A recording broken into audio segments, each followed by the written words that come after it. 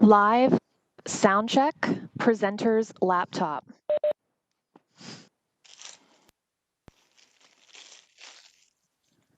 Live sound check, clerk's laptop.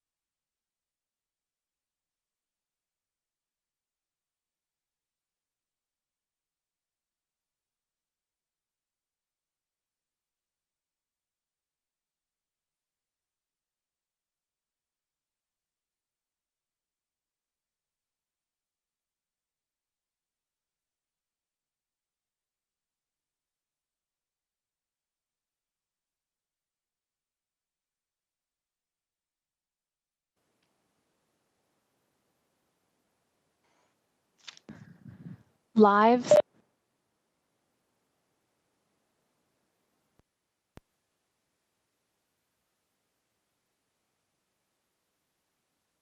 I can't hear you at all. Can't hear you at all, Alicia.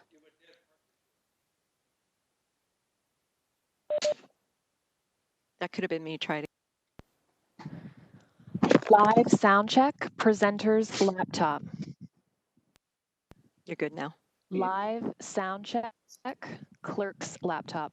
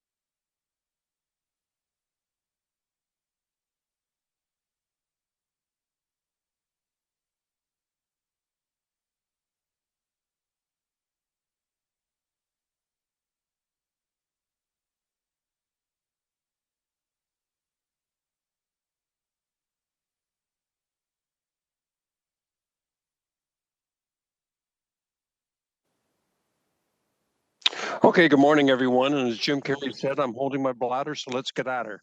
I would like to call this meeting to order. Members of the public are advised that our meetings are webcast live by the City of Hamilton and temporarily archived on the city's website. As well, a reminder that all electronic devices are to be switched to the non-audible function during committee meetings. We'll now commence with the roll call. Please indicate your presence when I call your name. Councillor Partridge. She's not here. Not here. Councillor Whitehead. Councillor Vanderbeek. I see you, Councillor, but I can't hear you. How's that? Can That's you hear better. Yep, welcome. me? I'm here. Councillor Johnson. Good morning. Councillor Pearson.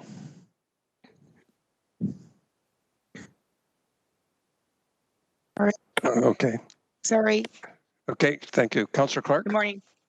I am present, sir. Thank you. Councillor Danko. Present. Councillor Pauls. Here. Councillor Jackson.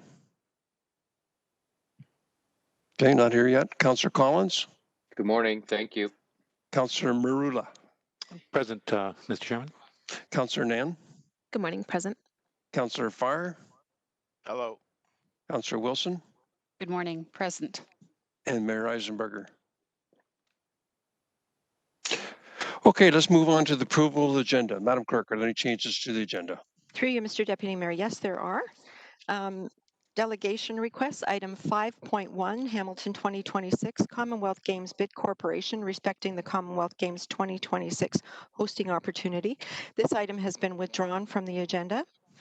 Added notices of motion, we have 11.1, virtual commemoration of 175 years of Hamilton's history.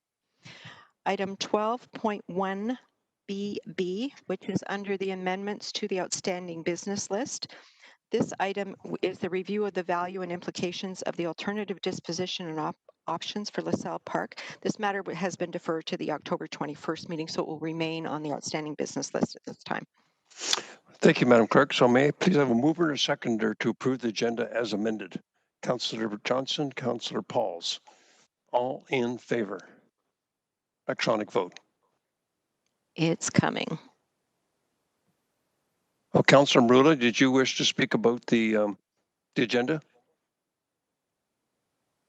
He's Hold on, not, wait. it sounds on his side. Hello. There you So go. I'm not sure if this is the appropriate time. However, I'd like to speak and thank those that were involved with the Commonwealth game bid. And I know at this point we're receiving the withdrawal of that presentation. So if this is the appropriate time, if I could just thank a number of people. If not, I can wait till later. Yeah, probably under new items would be a better time to bring it up at the end.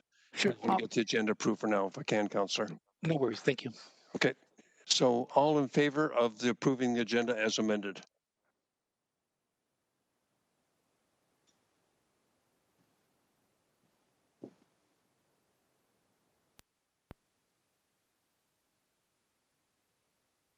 Councillor Vanderbeek.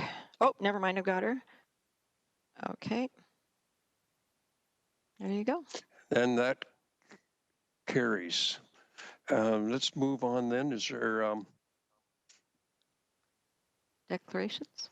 yep, let's move on to, is there any declarations of a conflict of interest? Seeing none, let's move on now to the approval of minutes. Okay, may I please have a mover and a seconder to approve the minutes of September 23rd meeting as prescribed? Moved by Councillor Pearson, seconded by Councillor Nan. All in favor?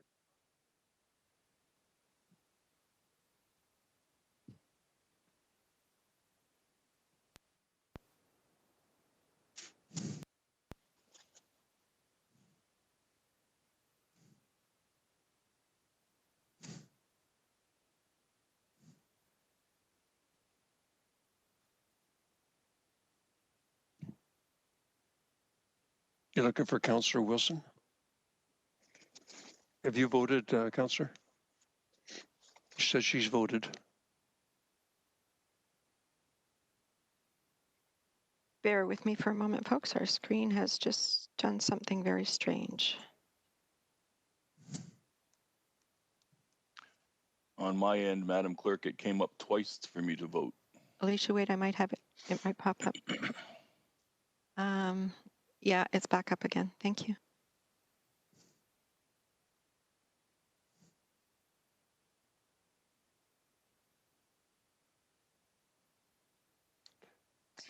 Folks, I'm Did you- sorry. As everybody, if you get it to pop up again, just try to vote again. We did an update on my computer this morning and now it's doing interesting things. Councillor Nan and Marula, if you could just try to vote again, I'm so sorry.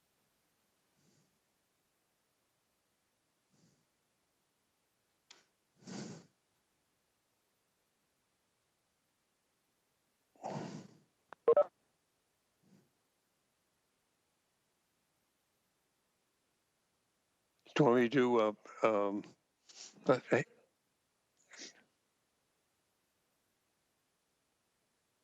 I can do a show of hands if you like. Okay, folks, yes, my apologies. Yeah. Can we have a show of hands? That carries unanimously. Okay. Okay, we're going to move on to now members of committee. You have before you communication items 4.1 and 4.2. Is there any discussion respecting 4.1 and 4.2? I don't see anybody, so can I have a mover and a seconder to receive items 4.1 and 4.2? Moved by Vanderbeek, Councillor Vanderbeek, seconded by Councillor Collins. All in favor?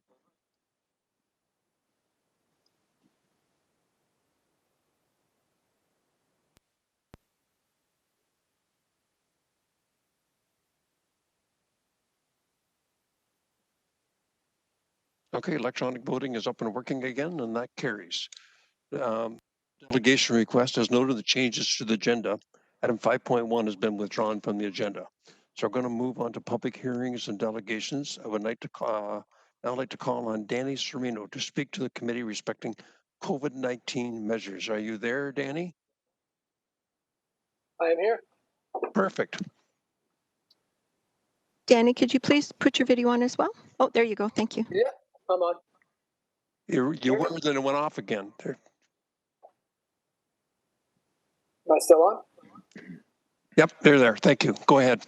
Okay, You have 5 minutes for your presentation. sure. Hello, council members. Thank you for having me on to speak about my concerns on the COVID-19 measures and controls that have been levied at the city level, specifically from you all in this meeting today. For weeks, I've honestly thought about what I could possibly say to get you to understand exactly the decision making here. I can't believe it's actually come down to this point where I need to join this meeting and actually have my say. But I guess this is what has to happen. So although I know what I say will have little to no effect on you, what better way than by using information put out by the city of Hamilton itself? From March 2020 until October 6th, 2020, there have been 1,166 cases of COVID-19 and 46 deaths. Although the Ontario government has admitted that 50% of these cases are false positives and that deaths are classified as with COVID-19 and not from COVID-19, these numbers should be enough to see that there is no COVID-19 pandemic, but a government takeover of our inalienable rights and freedoms under the guise of health and safety. I used to joke with my friends that it's coming, and by that I meant exactly what is happening right now, losing all of our rights and freedoms for a little bit of safety. There have been less than 8 deaths per month in Hamilton since the beginning of this charade, yet you all feel the need to attempt to control our lives, from the way we breathe to what we have in our homes for Thanksgiving. It seems like nothing is off the table for you people. Any sane person can see that nothing about this pandemic makes any sense. Yet people like me who speak up were shouted down with fictional theories about what a dangerous time it is to live our lives like a normal person. Going to the store without a mask on, seeing our friends and family, and having Thanksgiving dinner like we always have. The measures you have enacted over the last 6 months have done much more harm than good. In fact, they haven't done any good at all. You've shut down small businesses and left places like the beer store, the LCBO, Costco, and Walmart open, and you've decided who's essential and who's non-essential, and in doing so have ruined the work of people who have spent their lives building a better future for themselves and their families. How does it make any sense that you care about safety when I can still buy alcohol and cigarettes, both of which are poisonous and cancerous? This virus of epic proportion that is yet to hit triple digits in total deaths, even with the fake case and death numbers, is a virus of corruption and deceit from all levels of government. I'm not here today to try and change anybody's minds on this subject. It seems like your decisions for the future have already been made. I'm just here to let you know that you don't control me or anyone for that matter. You work for the people. You represent us. You do not control us. All I ask is for you to bear in mind the consequences of your decisions. With depression, anxiety, alcoholism, drug abuse and overdoses, and suicides on the rise, I now know more people who have committed suicide because of these lockdowns than people who have even contracted COVID-19, not even passed away with COVID-19. This catastrophic rise in health, emotional, psychological, and financial hardships can be directly attributed to unconstitutional lockdowns, mandates, and bylaws enacted by you and others in government. I'm here today to let you know one thing, that you are committing treason against people like me and the people you are supposed to represent. You are the direct cause of death for many unnamed and unaccounted for people, but you can reverse the damage you have done to this city. That's the beauty of the seat that you all hold today. But I don't expect that to happen anytime soon. In saying that, I will never wear a mask. I will never physically distance myself from my family and my friends, and I will never, ever, ever take a test for COVID-19. Pandemics don't end when the virus goes away. They end when people like me stand together and say enough is enough. We will not comply. I will sleep great knowing that I will be on the right side of history. So thank you for your time today, and remember who you work for. Have a great day. Okay, Danny, just hold on. There may be some questions for you. Does anybody ahead. have any questions of the presenter? Seeing none, just a brief comment, Danny, just to let you know what council does is we turn to the medical experts and have them provide us advice. And what we've enacted is what the medical professionals have advised us to do. They're the experts in this area, and history may prove us wrong, but we need to. There's many medical experts on both sides of both sides of the ball. Like I said, you can make recommendations.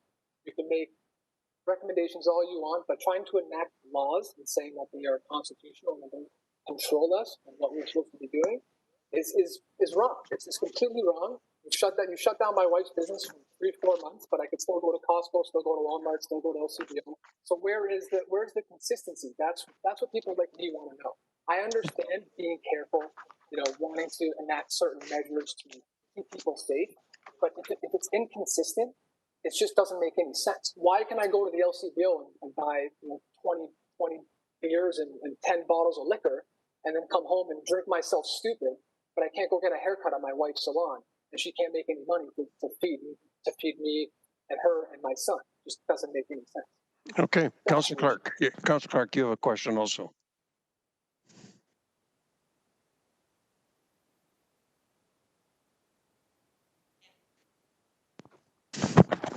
Can you hear me now, Yes. There Mr. you are. Chairman? Thank Yep. you very much. Good morning, Mr. Sereno. How are you this morning? Very good. How are you doing? I'm doing fine, thank you, sir. One of your comments struck me because you indicated that we shut down the businesses. Are you under the impression that the city of Hamilton was the one that ordered the businesses to be closed? I'm under the impression that it could be at the city level, could be at the provincial level, could be at the federal level, whatever level it is, you guys want to shutting down businesses. If my wife opened her hair salon, who's going to show up to shut it down? Is it going to be the police Yes, service? but Mr. Sereno, you're appearing before city council and you're accusing the city council of closing the businesses. City council in the city of Hamilton did not close one business. It was a provincial order. Have you appeared before the provincial parliament to say Not this? yet, but I plan to. I'd encourage you to do that because it was not the council that did that. The council cannot close down businesses. That's good to know. It was a provincial order. Well, if it's good to know when you come before council, I would humbly suggest that you check these things out before you come before us and start blaming us for things that this council didn't do. Well, I know you put mask mandates out there, so I know I can. Under recommendations from the province. Again, speak to the province and the medical officers of health and the medical officer of health for the province of Ontario. They're the ones that are controlling this across the province. I thank you for your time today, but please don't blame the city of Hamilton for closing down your wife's business. We did not do that. Thank you. Have a nice day. Okay, I have no more speakers on the speakers list, so I need a motion to move her and a seconder to receive the presentation. Moved by Pearson, seconded by Clark. All in favor? Electronic vote.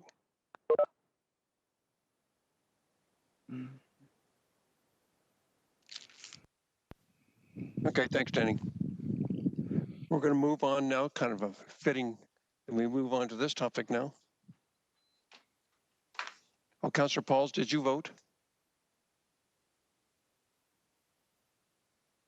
We have it now. Okay, so that carried. So we're going to now move on to a staff presentation, a verbal update. So Paul Johnson, Manager of Health and Safe Communities Department, and Dr. Elizabeth Richardson will provide the verbal update respecting COVID-19. Are you going to go first, Elizabeth? I see you're up on the screen. Sure, Councillor Chair, I can go ahead first if that's okay, unless Paul, you want to start with something? There you are, Paul. Did you want to open up? Maybe I'll just kick off because I'm going to be fairly short today from an emergency operations center perspective.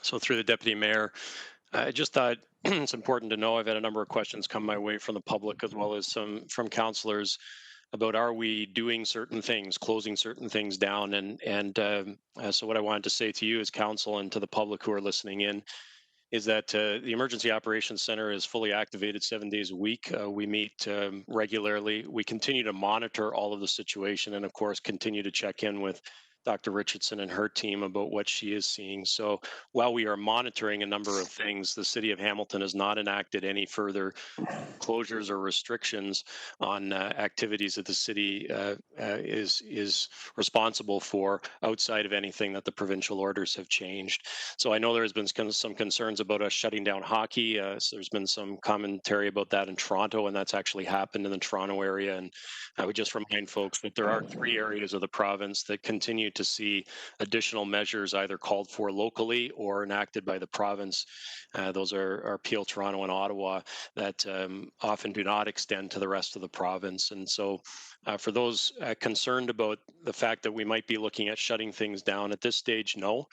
We just continue to monitor in our situation what's happening in what we consider to say are slightly elevated risk activities where more people are getting together indoors and have the potential for close contact. So just for those of you who are receiving questions and even concerns from constituents, you can let them know that yes, we are monitoring all of those activities. Yes, we're constantly communicating with public health, and they in turn are communicating provincially with public health, and that we would only take action if that advice was warranted either locally or came provincially. At this stage, we're quite pleased with how the reopening of city services is going.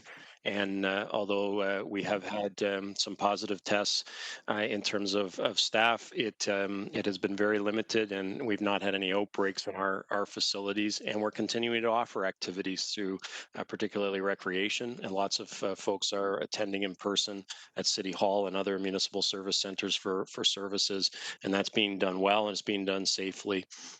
So I thought I'd just start with that to let you know we continue to monitor things, but at this stage, I'm not announcing any further closures, just really encouraging people to follow the rules that are in place, and when they come to our facilities to adhere to the modifications that we have put up, which are minor. They obviously involve our masking bylaw. They obviously involve keeping a physical separation and between our staff who are working and also between people who are attending these facilities. But outside of that, very limited impact, I think, for those who are coming and are involved in hockey in our arenas.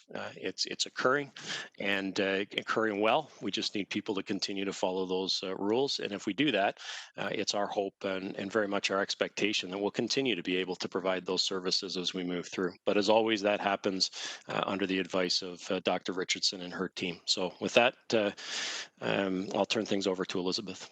Welcome, Doctor. Thank you very much, and thanks, Paul. And the words that Paul has spoken about the need for us all to continue to follow those public health measures are so very important. And I'm going to go through the statistics and where we stand right now, what the picture is that we're seeing. And again, the fact that while we are entering and are into wave 2, it is the implementation of those public health measures that's so important to keep this under control. So we're at 1,228 total cases as of yesterday. I don't have today's stats. They come out at about 10 o'clock. So not quite ready for us yet. We are seeing steadily about 11 cases per day on average, and that has been steadily increasing since really the middle of August. And so just to give you some perspective, if you remember from Stephanie's presentation a couple of weeks ago, at our peak, we saw 11.6 cases per day back in the first wave. So we're at that point. And as of yet, haven't shown any signs of slowing down. We do see it across all ages. You know, we started off with it being in those younger age groups, 20 to 40, but we are increasingly seeing it spread across all age groups. And we tend to see what happens is there's either some travel or socialization that starts off with somebody getting infected, and then they spread it through their own household as well as the rest of their social network if they're not using public health measures. And when we go through and we talk to cases, we do find that's the case in people who are infected. They've not used masks, they've not used physical distancing when they should, they have not been following the measures that they really need to. And unfortunately, what we're also seeing, and really this isn't an issue for COVID in particular, it's for any infectious disease, we are seeing people continuing to go out when they are sick. In those first few days. So not the days before that also they can be infectious, but they may not know, but even once they actually develop symptoms. And so that's of concern to us. We just some other metrics that sort of tell us where we're at. Our active number of cases 121, so that's continuing. So that tells us the sort of sum total of people who are actually sick in amongst the reported cases right now, and that's continuing to go up. And the percent positivity in our tests is also rising as well. And so while we definitely are doing more testing, the percent positivity tells us that there's also rising number of cases amongst those that are getting tested. I'll turn first to schools to add a little bit more. We've been doing well in the schools. Our schools have responded beautifully in terms of getting in place all the measures in the classroom and working things through. We have had 9 cases, and I can tell you they're large cases to work through. One of the things we've been seeing with all of our cases, whereas before we had in the first wave, we would have 2 to 4 contacts involved with a case. We're now seeing, because we're so opened up and people are out and about, we're seeing 15, 20 contacts per case. And of course, in the setting of a school, that can be the whole class, 30, after school and before school programs. It can be their bus. So 50, 60 cases that are contacts that are involved with a case. So for our staff, the workload has increased significantly when it comes to managing these issues. We did go over the last couple of days to both school boards as well. That was good to hear from the trustees, their concerns and their issues. And of course, the student trustees are always so inspiring to talk to. From a death perspective, unfortunately, we have had 2 more deaths already in this wave, the second one coming this week, and a 60-year-old gentleman from the community. And so again, reminders that the outcomes of this can be severe, and they aren't only limited to those who are immunocompromised or who have other medical conditions. We do see them in people who are otherwise healthy, although the elderly and those with medical conditions are at higher risk.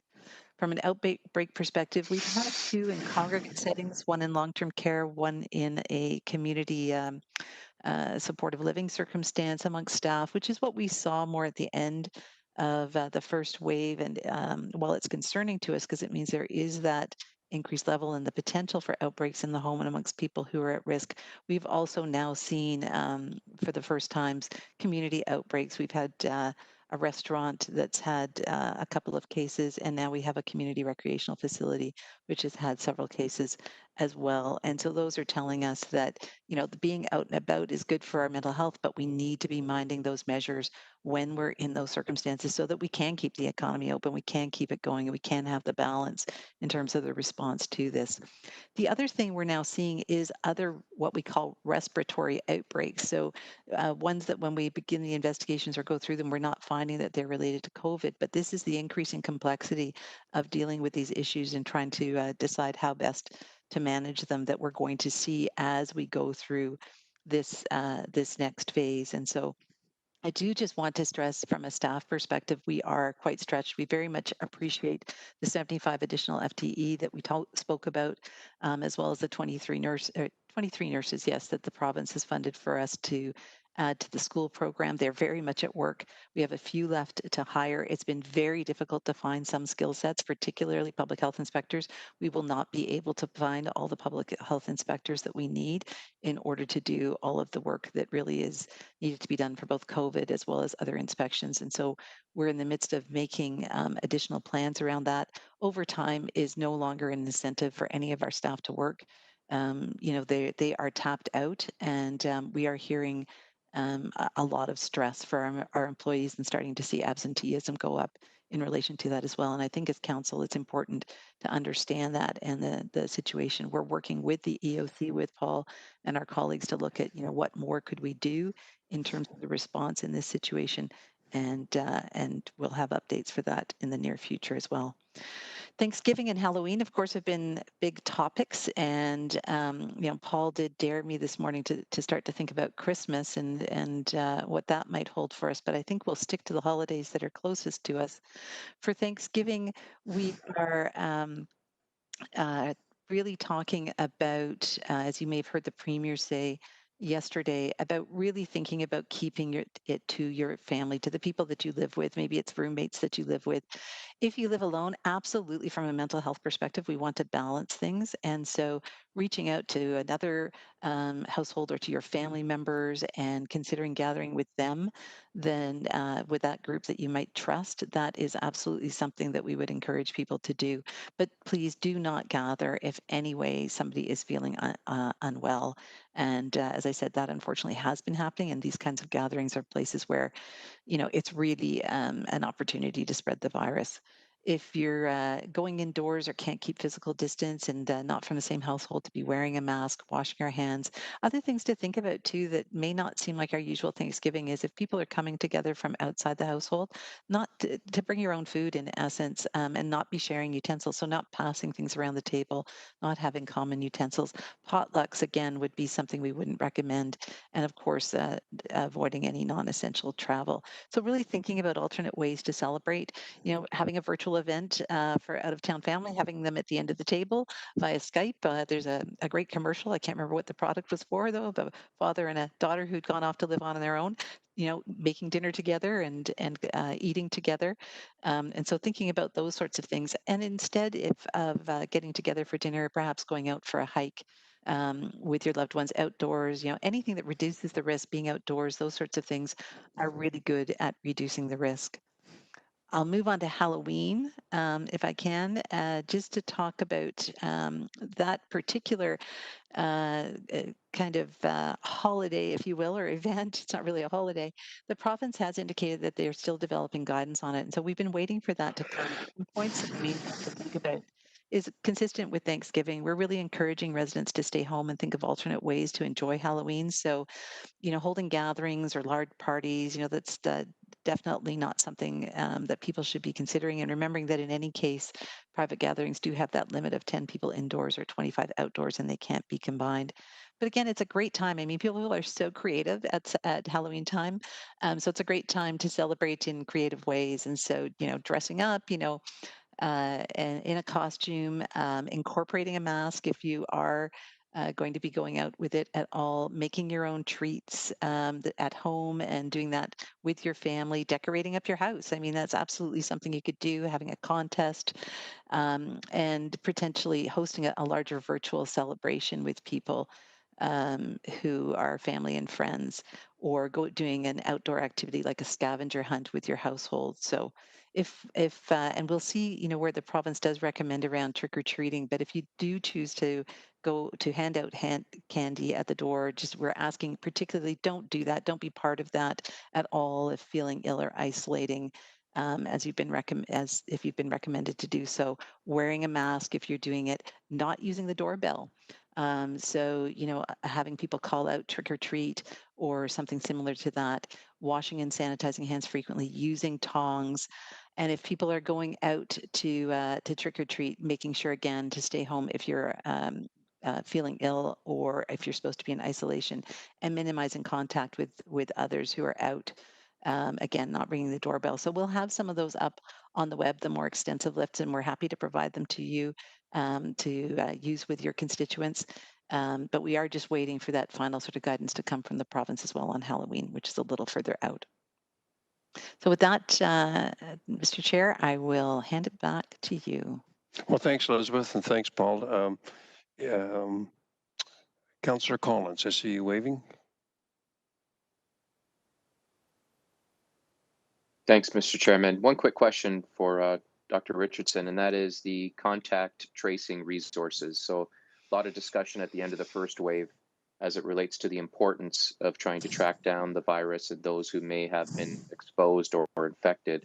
How are we doing when you reference the resources that we receive from the province and some of the challenges with public health and our inspections?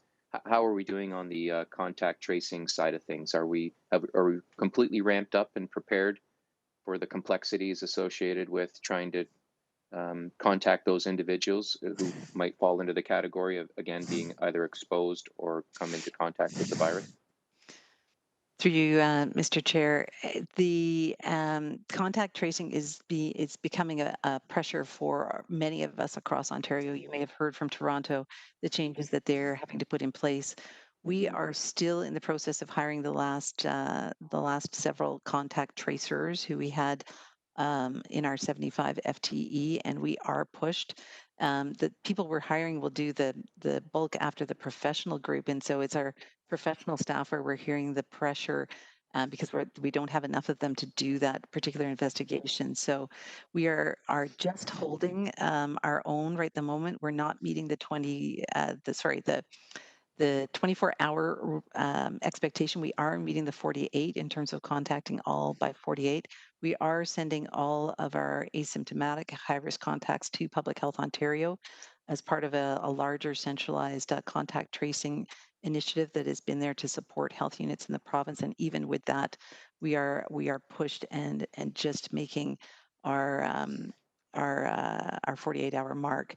We are in the process of putting in place some additional adjustments to the processes, as well as hiring those last few people that will have some help for us on that front. But we are looking at alternative ways, and you can expect more from us on that front in the coming days. I should add as well, other health units, Public Health Ontario, everybody is looking at ways such as electronic surveys, apps, all that sort of thing as well. So there's a lot of work being done to try and make this doable.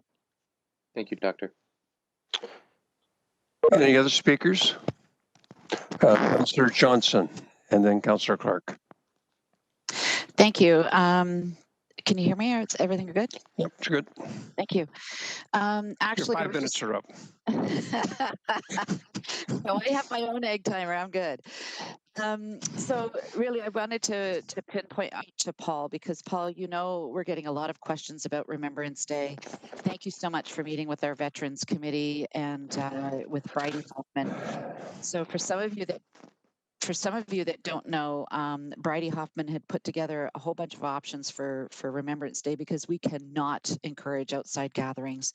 So that becomes very challenging. So instead, we're going to do a Made in Hamilton solution. It's going to be by virtual. Cable 14 has been graciously giving us their time so that we can put together a ceremony that people can watch on TV. So we're encouraging everyone to stay home, watch Cable 14. And that I just wanted to put a shout out to Paul because the EOC and with Paul and Jason Thorne, we were able to come up with I think a really good solution that the veterans are actually very excited about. And Bridie's going to take this and run with that. So I didn't know if Paul, you wanted to add to that just about what we're planning. And please do not come out to the cenotaphs. There will be no ceremony. We just don't want any outside gatherings, folks. And we were looking at inside gatherings, and for us that was even more contravening than what the province was asking of us to do. So, Paul, I didn't know if you wanted to make a comment on that. Through the deputy mayor, thanks, councillor, and you've covered it very well. And I would just reiterate there are no public outdoor events that are going to be planned by the city this year. But it was really great to have a back and forth. I know Ed is as the chair and as the lead of the Veterans Committee met with a number of us and has had many conversations that we managed to find a way that it's going to work and be respectful to the veterans who, for obviously this date is of even higher importance than all the rest of us, and I think we've come up with that solution. 2020 on so many fronts has been just so different. It's about the creativity that people can come up with, and I think we're going to have a really moving and profound event.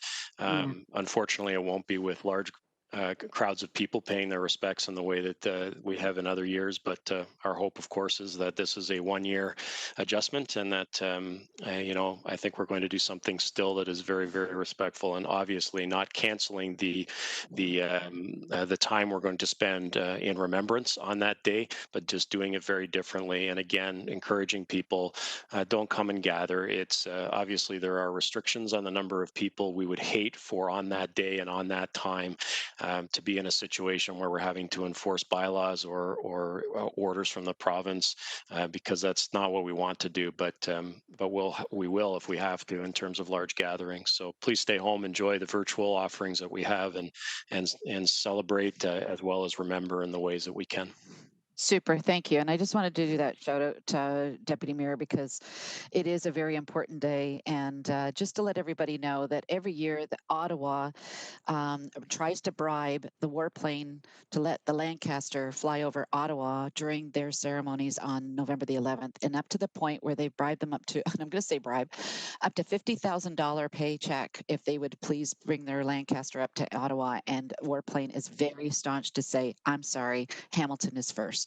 So it's very important to everyone. So I think this Made in Hamilton solution is going to work, and good kudos to Bridie for coming up with all those inventive ideas. Anyways, thank you very much, and thanks again, Paul. That was just wonderful that you were able to be that flexible and listening. And thank you. Thank you, Councillor Clark. Thank you, Mr. Chairman. Can you hear me? Perfect. Thank you very much, sir. I have questions for Dr. Richardson, please. Go ahead. Dr. Richardson, did you happen to hear Mr. Serino, the delegate this morning, speak to council with his concerns about a number of issues? Through the chair, yes, I did, Councillor Clark. Thank you very much. He's not alone, and I know you know that there is a minority in the community that are of that opinion and are quite confused by many things. One of the things that keep coming up to councillors is that the masks are dangerous to wear. Can you speak to that? I mean, I've got people who are advising me that there are scientific studies showing that the masks kill people, that they force them to breathe carbon dioxide and other contaminants, and yet it doesn't make sense to me, because every time I've been in the hospital and there's nurses and doctors who are wearing masks all day long, and I'm not aware of a proliferation of deaths from wearing a mask. So could you help not just me, but our broader community who are hearing these same statements and questioning whether or not the mask is needed? Through you, Mr. Chair. Yes, we've heard often since we've been talking about masks early on in the pandemic about these issues. And you're absolutely right. Nurses and doctors wear them often all day long. And during this pandemic, they're wearing them all day long in long-term care, in many other settings as well. And as well, the construction industry, of course, uses them extensively in their work, and many other industries as well, because they're so important in terms of protecting our respiratory system, not only from viruses, but from particulates. So when it comes to masks, and I'm no respirologist, I'm not an OC health specialist, but I very much have been looking at all of these issues when people raise them, because we want to see what the science is behind them and make sure we're not missing something. And, a lot of the science that is referred to is actually talking about N95 masks, which are the ones that are very tight fitting, or N99 masks, which are even tighter fitting, which do not allow for a lot of airflow and which you have to be very well trained in terms of how they're used. They have to be well fitted. There are all sorts of things you need to think about when using them, but even then can be safely used in hospitals, in industry, in construction. Nonetheless, the masks that we're talking about, the ones that are the medical masks that you may see that health professionals are wearing that are not N95, they're the surgical type of mask, or the cloth masks that many of us are wearing, they're a very different story altogether in terms of the airflow through them, in terms of those issues. And there really isn't a concern whatsoever. In fact, when you speak to many specialists who know more about these masks, the exceptions that are being allowed, they would say they're too wide, that you could really bring them down even further. And there's really just a very few people who wouldn't be able to wear a mask. And indeed, a local gym, was talking about the experience that they have had, the tests they have done, and that, really they've found no problems with people wearing them during even higher levels of exercise. So we don't have any concerns in relation to air quality issues, carbon monoxide buildup. We do have concerns about people wearing them properly and making sure they're covering their nose and down to their chin. We often see them worn improperly. And, that's very much something we've encouraged people to make sure they do properly, that they take them on and off properly so they don't contaminate themselves, that they wash them, each day after they've used them. So there's many things about using them well to help with infection control. But from the standpoint of those other issues, no, we don't have a concern. Thank you. And my next question, Chair Ferguson, if I still have time. Go ahead. Thank you. Is with regards to the difference between, and I'm going to use a layman's term, the standard influenza. I don't know. I couldn't even describe what the standard influenza is, but I know what we get on an annual basis, and the way it deals with the human body and the way COVID deals with the human body, which has been referenced by some epidemiologists as SARS-2. Can you just elaborate the difference between how they impact the lungs, with not getting into very scientific terms, but from everything I've read, COVID-19 is rather serious if it gets into the lungs, and it can really cause some significant damage. Through you, Mr. Chair, I think it's really is important. It's something that we're all trying to struggle with, is understand where does COVID-19, which is one of the coronaviruses, one of the relationship to SARS virus that it has, where it fits on the spectrum. And it is a more severe virus from what we're seeing than influenza is, kind of across the board in terms of the severity of illness that we're seeing accompanying it, and some of the specific issues that you just spoke to, Councillor Clark. We are still getting to learn about this virus. There's still much we don't know, and we are seeing that in some people it seems to be this severe infection in the lungs that seems to be the issue. This does seem to be more so than what we see with influenza, although it too can cause a primary viral pneumonia in the lungs, as well as causing bacterial superinfections in the lungs. So there does seem to be this sort of course of where people are feeling short of breath, and that worsens, that is part of the concern related to the severity of this particular virus. So, while we're going through, I think I'd just like to add as well, we are learning about this one, but we're also trying to learn to balance our risks with this particular virus against all the other things that we know determine our health. We know mental health is an issue. The speaker raised the issues of suicide and those sorts of things, and those are things that we track closely as we go forward. We're trying to balance things in terms of economy and jobs and opening, and yet take measures where we think they can be done, and do the least intrusive ones that we can. So when we're talking about masks, when we're talking about hand washing, when we're talking about physical distancing, when we're talking about, hey, don't see everybody right now, those are really not intrusive things that we can do to limit the spread and protect not only ourselves, but protect our loved ones from things such as you're talking about, Councillor Clark, and protecting our community more broadly. Councillor, you're at 6 minutes now. Are you finished, or do you have more? That was the last of my questions. I appreciate the time this morning. Thank you. Okay, thank you. So next is Councillor Pauls. Thank you. Thank you, Doctor, for your update. We really appreciate it.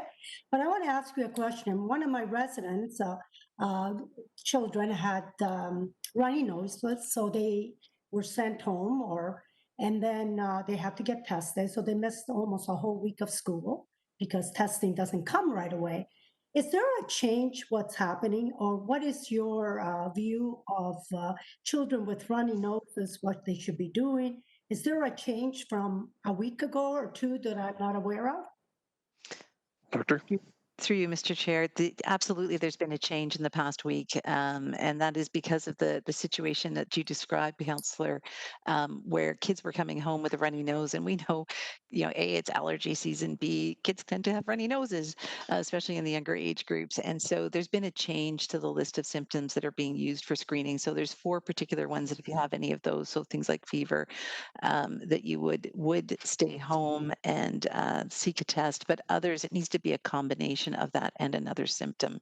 And so that very much has changed in response to what we were seeing overall across the province and who we recommend for testing. And as well, that gets back to the testing backlog, which you referenced, and the fact that we are very much trying to preserve our testing facilities across the province, whether it's where the test is done or the lab that's running it once it is done, for those who are in highest need.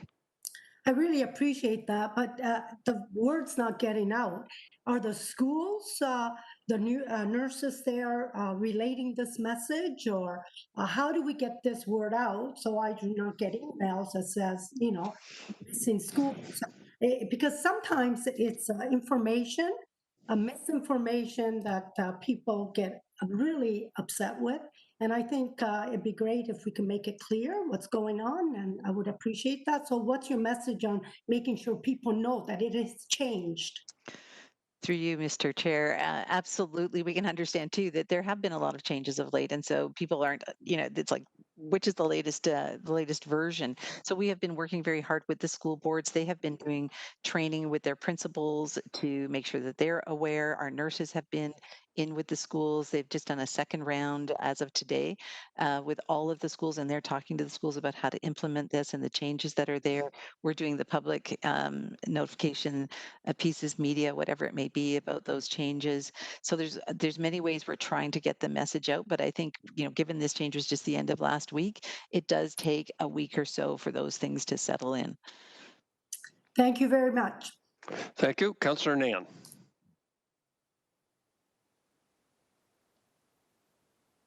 Councillor, we can't hear you. Thank you and good morning. There I was you just go. waiting for the beep. Appreciate it.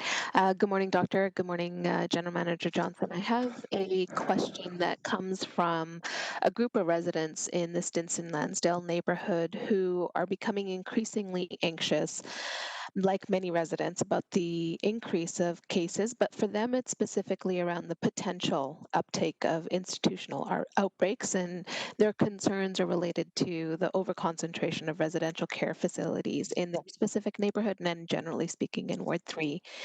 And these residents particularly are concerned about and wanting assurances that public health is inspecting our RCFs. They'd like to have more information about what those compliance levels are with RCFs, as many of those residents are regularly observing tenants of the RCFs from a place of concern, not from a place of trying to police the behavior of residents, from a deeply compassionate place of concern about how some of the RCFs may or may not be providing the level of care and attention that those tenants are signed up for. And I'm happy to take the conversation online if there's a more fulsome answer, but if you don't mind, on the public record, just sharing your thoughts on those. Through you, Mr. Chair, and perhaps through you, Mr. Chair. There we go. Yeah, you're good. I think Councillor Nan was wise to wait for the beep. I'll start in if Paul has anything to add. So when it comes to the RCFs, as well as all of our congregate settings, they are absolutely a focus for us as we move forward, and we're watching that carefully. And so there is the Hamilton COVID response table, which has been revamped and broadened and includes hospitals, primary care, long-term care, EMS, our community mental health services. We're all at the table together, and there is a congregate settings subtable that is in particular monitoring where those groups are at, and doing that in conjunction with the broader Ontario Health West. So that monitoring is ongoing. They are checking in with facilities to see where they are at. From an inspection standpoint, we do our inspections. Those are 3 times a year. We cannot be in there all of the time, particularly right now, because of all the things we need our public health inspectors to be doing. As I said earlier, they are in short supply and we do not have enough of them. But we are offering as well another set of education around infection prevention control, the measures they should be doing, to targeting that particular group of congregate settings again as well. And that should be coming up soon. On top of that, of course, we do respond to complaints anytime there are any that need attention to them. And so if there are some, counselor, that we should get together and talk about offline, we would be more than happy to do that as well. So Much appreciated. Thank you. Okay, Councillor Wilson.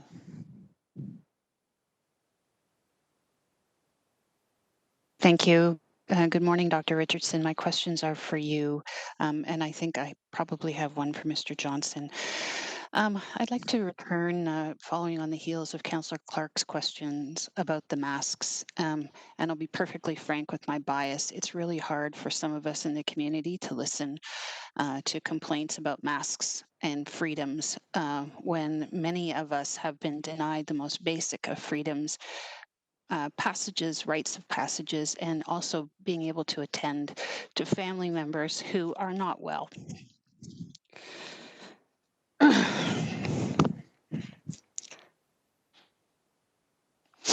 Could you explain to me my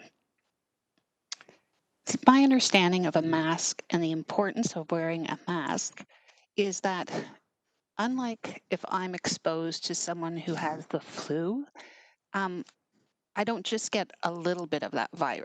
Even if I have a little exposure, I'm still going to get the flu. My understanding of the mask is the importance of a mask is it can determine the degree, if you will, of infection that you have to COVID. So if I'm not wearing a mask and I'm exposed to someone who has COVID, in the absence of that filter, it really affects the degree to which I, for lack of a better word, suffer from or am infected. Unlike that of a flu, you don't just get a little bit of the flu bug, you just get the flu bug. And with COVID, it's how significantly you're impacted is a consequence of the degree of your exposure. I don't know if I'm, in my layperson's terms, trying to explain that, but I'd like to see if you could confirm that, and if you could, if that's true, explain it way better than I did. Go ahead, Doctor. To you, Mr. Chair, and I do know that Paul had wanted to add something to Councillor Nan's question, and he might want to add that afterwards, but I'll come straight to your question, seeing Paul shake his head. So it's a good question, and your terminology was good. We would talk about infectious dose is how we would term it. And so how many viral particles you breathe in, does that make your disease worse? And so we know that varies in terms of some things you have to have a lot of to even get sick at all. Some things it's just a tiny bit. E. coli, virotoxigenic E. coli is a good example of that. You need just like a tiny bit, less than it's on the head of a pin, to get really sick with it. For COVID in particular and masks, I would frame it slightly differently, and I haven't looked at studies that have done a lot of on the dose piece, I must admit, and so that's something I'd go back and look at in more detail. But from the standpoint of masks, essentially what we're trying to do with masks that are being worn by lay people, so people who are wearing those cloth masks, is trying to do what we call source control. So stopping the virus particles from leaving me and getting to somebody else. And so we do talk about, if I've got my mask on, And then if somebody else has their mask on, while that mask doesn't give anywhere near the protection of a medical mask, it offers some protection. And so with both those in place, the number of particles that are going to get from me to you should be nil or very few. And so that should very much reduce your chance of getting infected.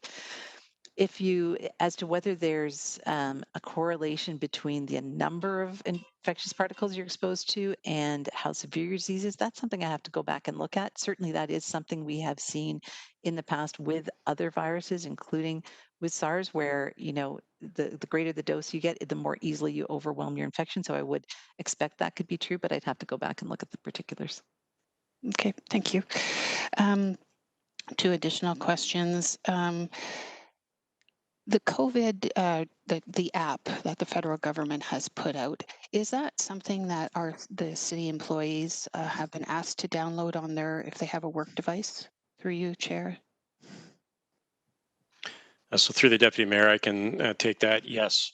So our IT department has sent out specific instructions to all staff indicating how they can download that app and are available to help support people if they have troubles downloading it to their city phone. And the communication that went out from the Emergency Operations Center and through the departments was a strong encouragement for people to download that app onto their city phone. A strong encouragement or a directive? Could you clarify that? So through the Deputy Mayor, at this point, it was strongly encouraged. We did not direct that it had to be done, although we are looking at, there have been some questions around that, and we're reviewing 2 things. A, whether it would be possible for us to actually preload it onto the phone. Our understanding is that even that might be a challenge, but secondly, it has to be initialized by the individual, and whether we would take the step to make it mandatory, which then of course would have to have a disciplinary process if people weren't doing it and so on and so forth. So there are some issues related to that. I can tell you that those discussions have been raised within the last week as to what direction we would take. But at the moment, we are strongly encouraging all our employees to do so.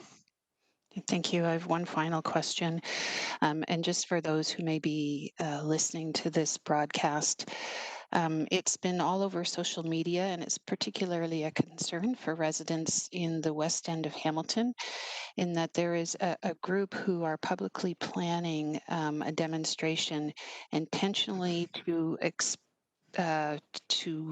expose or to be present near where students of McMaster and hospital workers gather near McMaster Hospital and McMaster University.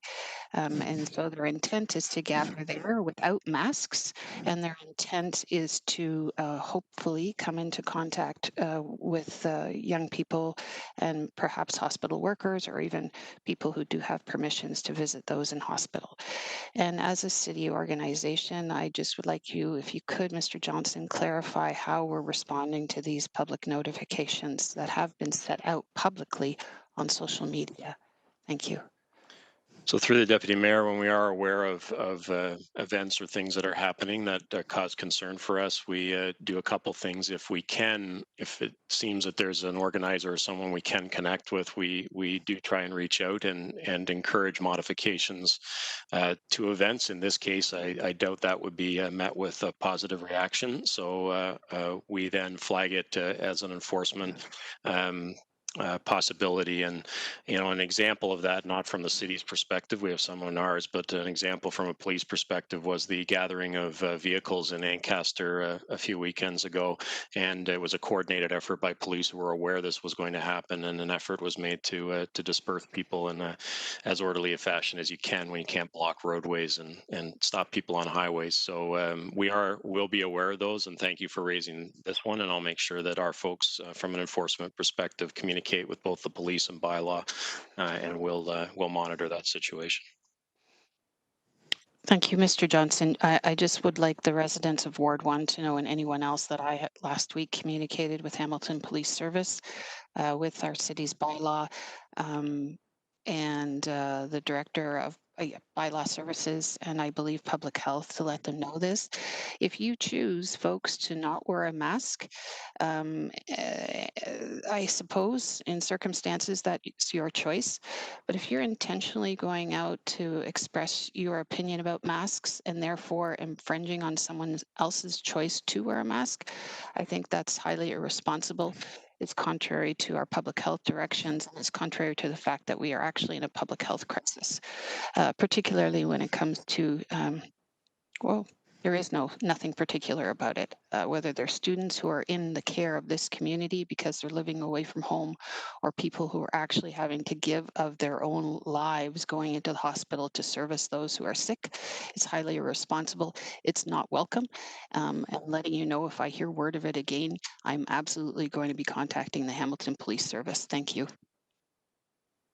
Thank you, Councillor, and I sympathize with your family, as I have a daughter that's 8.5 months pregnant, and she has a dreadful cold, and she won't let me near her grandson, my grandson, because of the fear of transferring it. But she did get a COVID-19 test and got the results after a week yesterday, and she tested negative. But it does separate us from our families too, and I sympathize with your situation.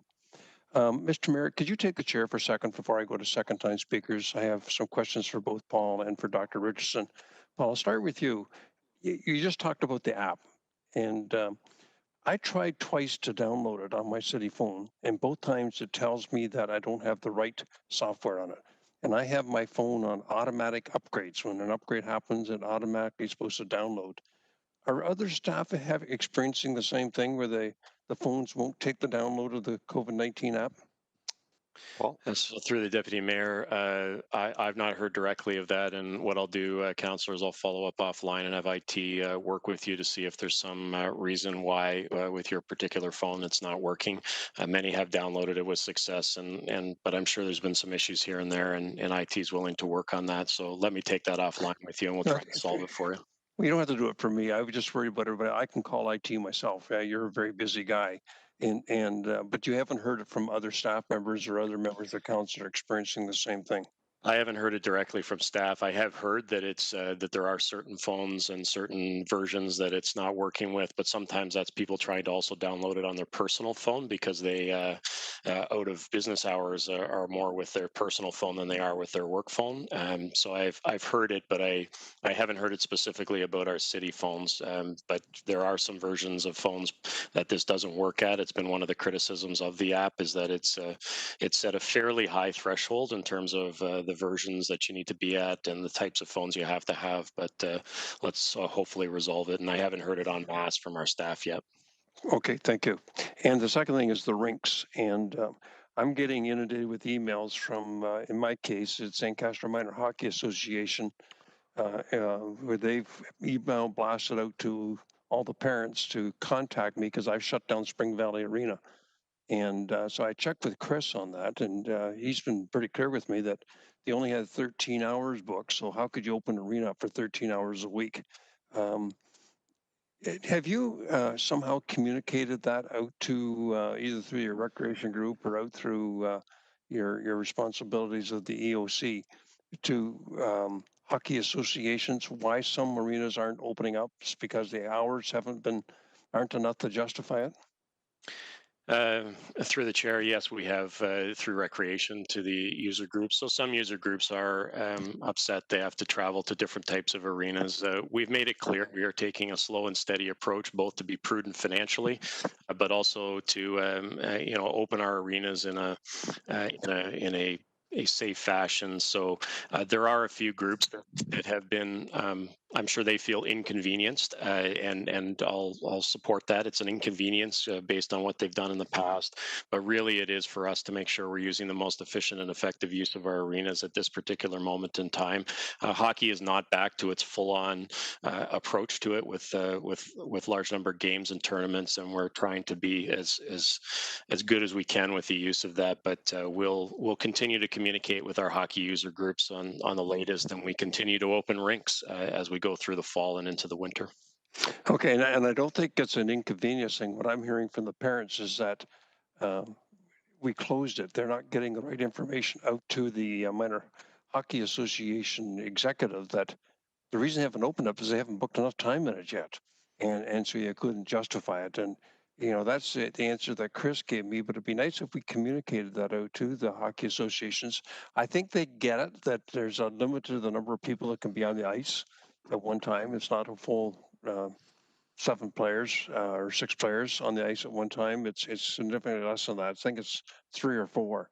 So they seem to get that. It's just the fact that the councillor closed the arena, and the reason we kept it closed is because there's just not enough registration to justify putting ice in for 13 hours a week. Yeah. Go ahead, Paul. Through the chair, we will communicate that more clearly, and I can state publicly, councillors have not closed any arenas, including yourself. These were decisions by Recreation based on usage, and I say that a bit tongue in cheek. I know how you'll take it in the right way, but we'll communicate out that why we're making some of these decisions, and then encourage those associations if they do need more ice time.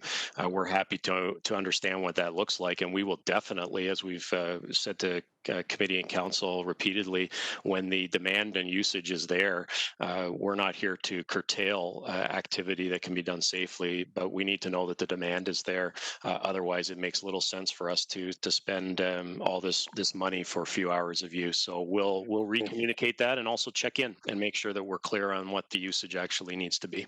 I appreciate that. And my last question that goes to Dr. Richardson, and Doctor, I know Councillor Clark asked you a question as did about the delegation earlier this morning. And a statement he made I hadn't heard before, but I think it's important that we get clarification on this. He said that the province has stated that 50% of the positive tests were wrong. They tested positive, but they're really negative. Can you respond to that? Through the chair. Absolutely, Councillor, I can respond to that piece about the false positivity rate. And there's been a lot of work done on the tests that we're using to make sure that the false positivity rates are as low as possible, as well as, of course, the false negative rates, which are concerning. And so when we're looking at the number of cases that have been logged across the province and across the country, no, the false positivity rate is nowhere near that. Of course, that's something that continues to get evaluated, and people sometimes get frustrated how long it takes us to get new tests on the into use because of the desire to be so accurate and make sure we know how to use them. But no, that's not true. Any idea what the number is if it's not 50%? The thing about false positivity rates, it depends on the rate of disease in the population being tested. And so it does go up if you're using it in populations, like if we had beat COVID-19, it can go up. But given the fact that we have it around and about us, it's actually pretty rare. I can't give you an exact percentage. Okay, thank you. That's all I have. So I'll take the chair back and I'll go to a second time speaker, Councillor Collins.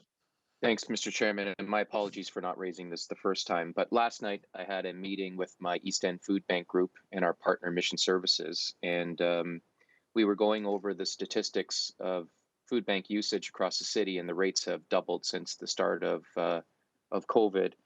And our food bank in the East End was closed in March because many of the volunteers there are seniors, and so they fall into the vulnerable sector. And so as not to expose those seniors and volunteers to the public and the virus, the decision was made to close our facility temporarily. And so last night's meeting was a check-in as to we're going to be working with Dr. Richardson's public health staff in terms of getting the proper protocols in place to start the service delivery again. But the questions came up last night in terms of whether there are opportunities in light of the demand in the community, and the statistics that I referenced in terms of the doubling of the usage are for Mission Services in Councillor Nan's ward. And of course, I'm assuming that all food banks across the city that are still open are seeing those spikes in usage. So the questions are around city assistance. I know it's not a core service that we deliver, but it is one in which we have been historically a strong partner and supporter of local food banks. So from the service delivery standpoint, lots of questions about PPE and assistance for retrofitting some of these facilities. So my question would be through either to Paul or Dr. Richardson as to, what resources are available to local food banks. We're going to see spikes in housing, I'm sure, as the pandemic continues, and and we see some of the pressures in the community as it relates to people being unable to meet their food security or their housing needs. So the question I had from the community was, what's the city doing to support those operations, and is there a role for us to play and try to navigate some of those spikes that we're seeing, not just certainly in Councillor Nan's area, but across the city with all food banks? So through the deputy mayor, it's a great question, and we have throughout the pandemic been supporting food programs that were in operation because we knew this was a growing issue, and an issue also in terms of additional costs for cleaning and in some cases people shifting to transportation of food rather than people coming to a food bank. So we've been working through this and generally funding this from the Social Service Relief Fund resources that we've received as a city. And as you know, that there has been a second round of that we've applied for. We haven't heard whether we're getting the full 11.3 million, but we've put in our applications for that. So the short answer is there are some availability of funds, and my encouragement would be that the needs and communication be made with Grace Mader. Grace Mader is the director of operations, or the operations chief, sorry, for the Emergency Operations Center, and she's been working with groups in the community around these requests, particularly around how do we make sure they've got the right PPE, the right safe setup once public health goes in and determines what they need, as well as potentially some additional funding for the increased needs. So if that connection can be made so that we know the needs, we can review that in line with what funding is available from the Social Service Relief Fund. Thanks, Paul. Appreciate that information. Okay, that's all the speakers I have. Paul, are you going to be on the line for the meeting, or I'm thinking about an update on the encampments at the end, but if you're not, you could give us a brief update now. We saw the legal decision yesterday on the court lifted the restrictions. Are we underway now? So through the deputy mayor, happy to address it now. I'm staying through the course of the meeting, so if you'd prefer to do it at a different time, I can do it then as well. No, do it now. I don't want to hold you up. So okay, well, I'm here all day. In terms of the information we sent out last night, we were able to get the injunction lifted. Our legal teams worked together and actually managed to get that done yesterday. It does mean we're in a position now to start putting some time frames for movement of individuals. It will take us a little bit of time. There are a number of people obviously outdoors, and we've already begun that even before the injunction was lifted. I do know from a communications perspective, there will be communications going out today, further communications that council had directed us around.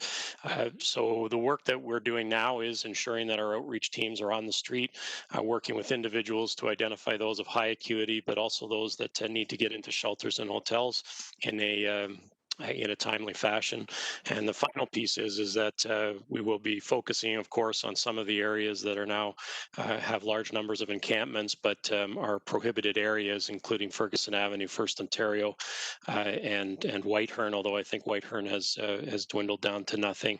But we'll be focusing our efforts in those areas first, because those are actually now prohibited areas for encampments. But we'll have a few days of working with folks so that we can start to move them towards the shelter that they need, either in our emergency shelter system or in the hotels that we've procured.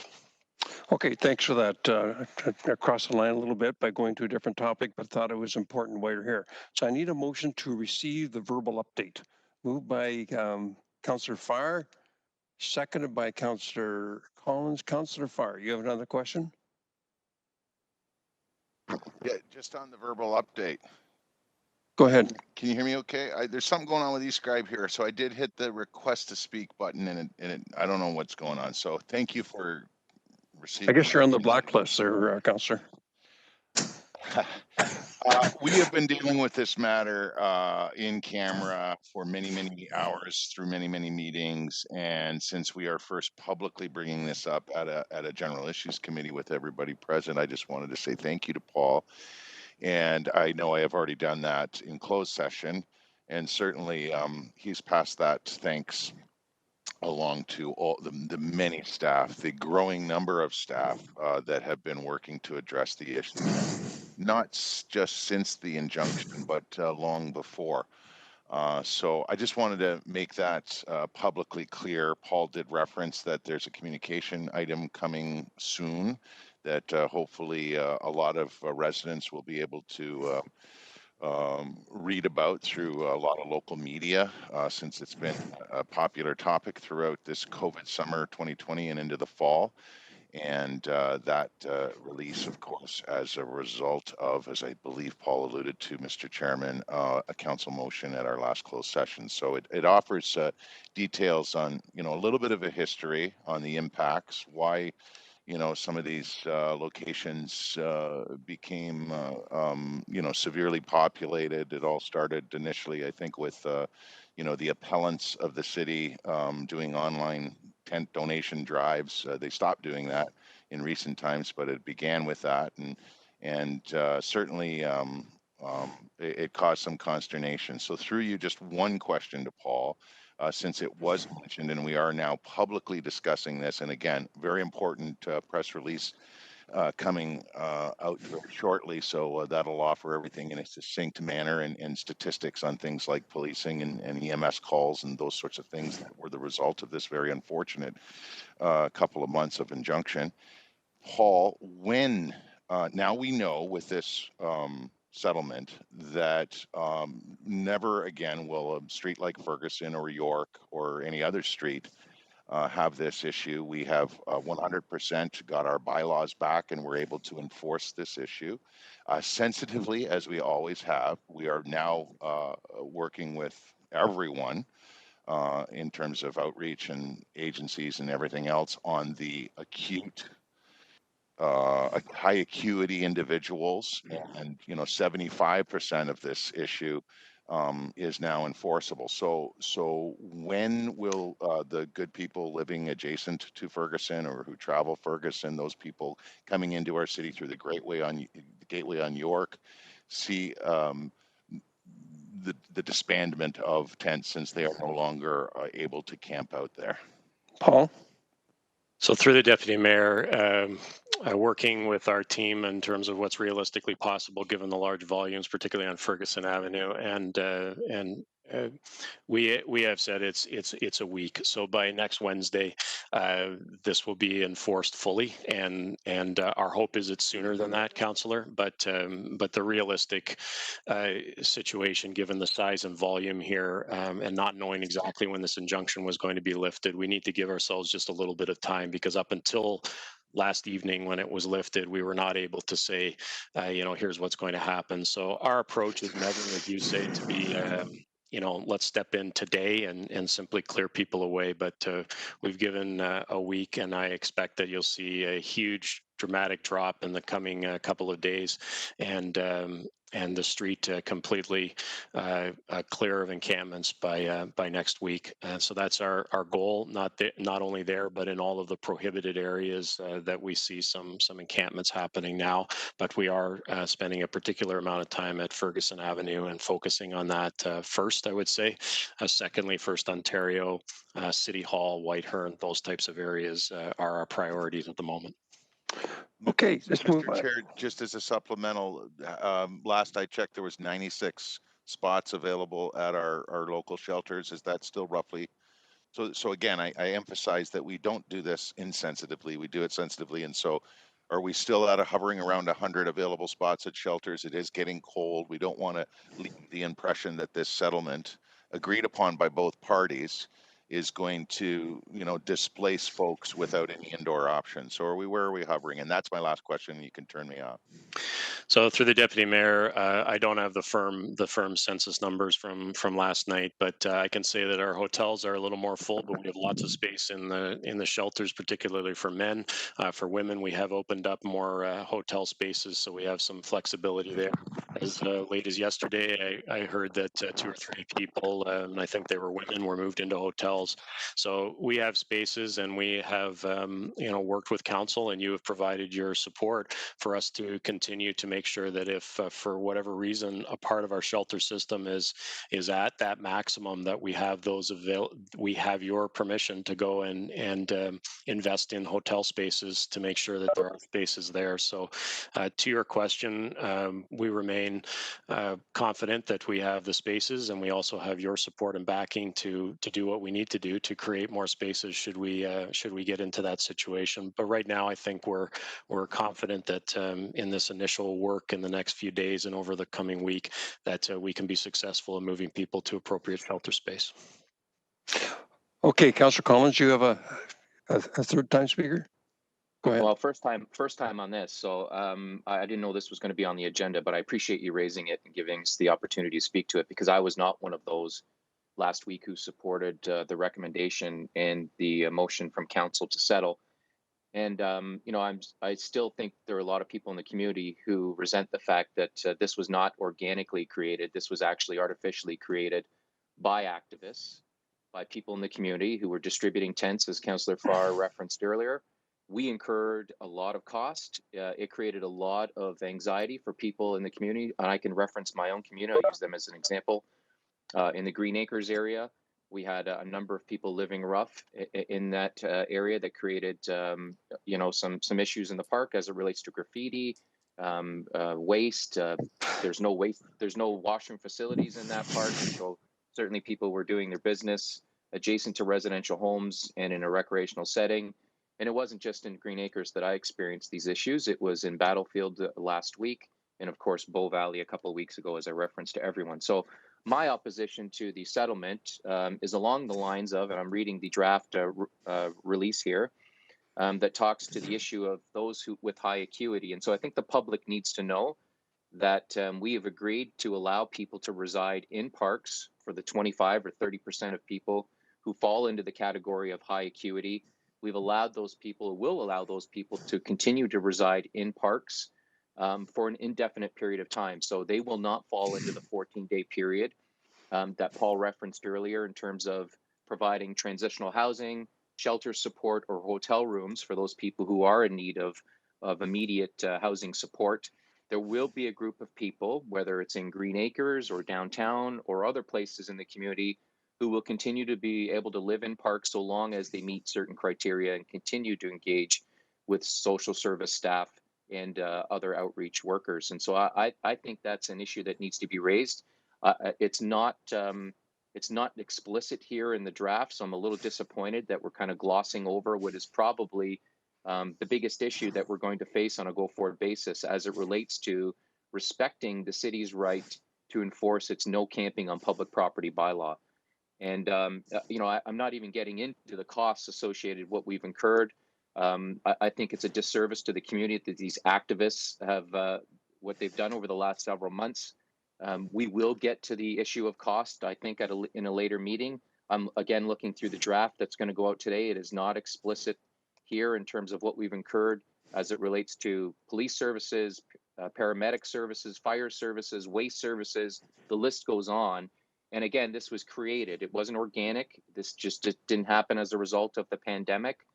People were encouraged to sleep outside. And as Councillor Farr referenced, they were actually provided the materials and supplies to do that. So I'm going to continue to speak out on this issue, Mr. Chairman. I'm going to highlight what the activists have done over the last several weeks. And I think now that people are starting to gloss over the fact that they kind of had nothing to do with the crisis that was created. And in fact, we know exactly who the individuals are. And I think we should be reminding the public of the costs that we've incurred. And I think, again, back to the key point that I wanted to raise, in our media release, we need to be very clear with the public in terms of what abilities individuals have on a go-forward basis to sleep in city parks, whether they're in Stony Creek or elsewhere. And so I would hope that staff will give some thought to explicitly providing information and wording that speaks to that issue, which is referenced, but it's not there in great detail. Thank you. I don't think there was a question there for you, Paul, but do you have any response to that? Through the deputy mayor, the councillor is completely correct, and I'll work with Matthew Grant and others and ensure that we're clear about that. And in terms of the high acuity, yes, it is the area where, as long as they remain engaged, the time period is not defined. So absolutely. And we did receive direction to bring back a more fulsome report on all of the costs, and we'll work on doing that as quickly as we can. But that would include staffing as well as all of the other impacts that are related, and that will come at another time. It just couldn't be done as quickly enough to get into this release. Thank you. Also important to note, our policies haven't changed in terms of how we help those who are in need. So again, I want to thank, as Councillor Farr did, Paul, Grace, and others who've done a terrific job in terms of managing the crisis that was created. They've done a fantastic job responding to me and my community immediately. And the policies that we move forward with are the same ones we had before the tents were distributed. So an important point to make as well. Thanks, Mr. Chairman. I appreciate the opportunity to speak. Great questions and great points, and thanks for that answer, Paul. We still got work to do on this. Councillor Nan, you wish to come on again? Thank you. Yes, I do. Given that we switched from our public health update on COVID-19 to encampment. So through the chair, just a quick question to General Manager Johnson about whether or not the reality of homelessness among those with high acuity living in tents is a new phenomenon. So through the deputy mayor, no, there's been people living rough, sleeping rough, whichever terminology you wish to use, in our community for decades. I started this work coming out of university in 1993, so I know it was there then, and I was talking to those who have been involved prior to that. It's been there as well. What has happened is it's far more visible right now, and so that is a change in terms of the public perception around it. And but I would say that the numbers are fairly consistent, and anybody who was around in the early days of Wesley Center at its opening in Ferguson Avenue would know that when that field across from Wesley Center was not a parking lot for Hamilton Health Sciences, but a field, we had a tremendous encampment issue there for many years. So this is something we've been dealing with as a city and trying to find the ways to do it. And to the last speaker's point, we've been building our responses to it, and our responses after this period through the summer haven't changed. We continue to do outreach, engage, and match people up with appropriate solutions in the community, and we'll continue to do that. Yes, I agree, and thank you for the response that it's been ongoing in terms of the outreach work, and that in many cases, making sure that that population is being connected to the variety of services depending on the complex needs that that population is facing, whether it's a combination of mental health, addiction, as well as the dehumanizing experience of being homeless. That the level of care and sensitivity and person-centered approach to this work has been, I think, the hallmark of getting us to a settlement and moving us along. It's been in operation from the get-go, and it continues to be in operation in terms of the not only best practice, but I think the most appropriate way from a medical perspective, from a public health perspective, to be addressing this issue. So I appreciate also not only our city staff team, but everybody in the community who continues to support making sure that that level of care is mobilized. But I do have a follow-up question for Dr. Richardson, just in terms of COVID-19 and the impact on homelessness here in the city. And there were comments in the community and also generally speaking that COVID-19 hasn't exacerbated the issue of homelessness, and that which might be turning people to have no other choice but to, at this point, be in a tent versus being shepherded into shelters, which we're all actively supporting the work of. So from that perspective, if I could get a public health comment, and whether it's today or another day, on how homelessness has been exacerbated by COVID-19, I would really appreciate it. Thank you. Okay, Dr. Richardson.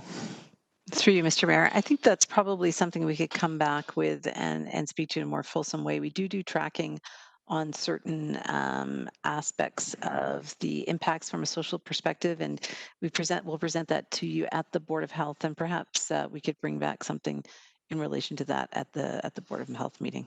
Much appreciated. Thank you. Okay, and the last questioner is Councillor Whitehead, and we'll move on. Thank you, Mr. Can you hear me okay? Just fine.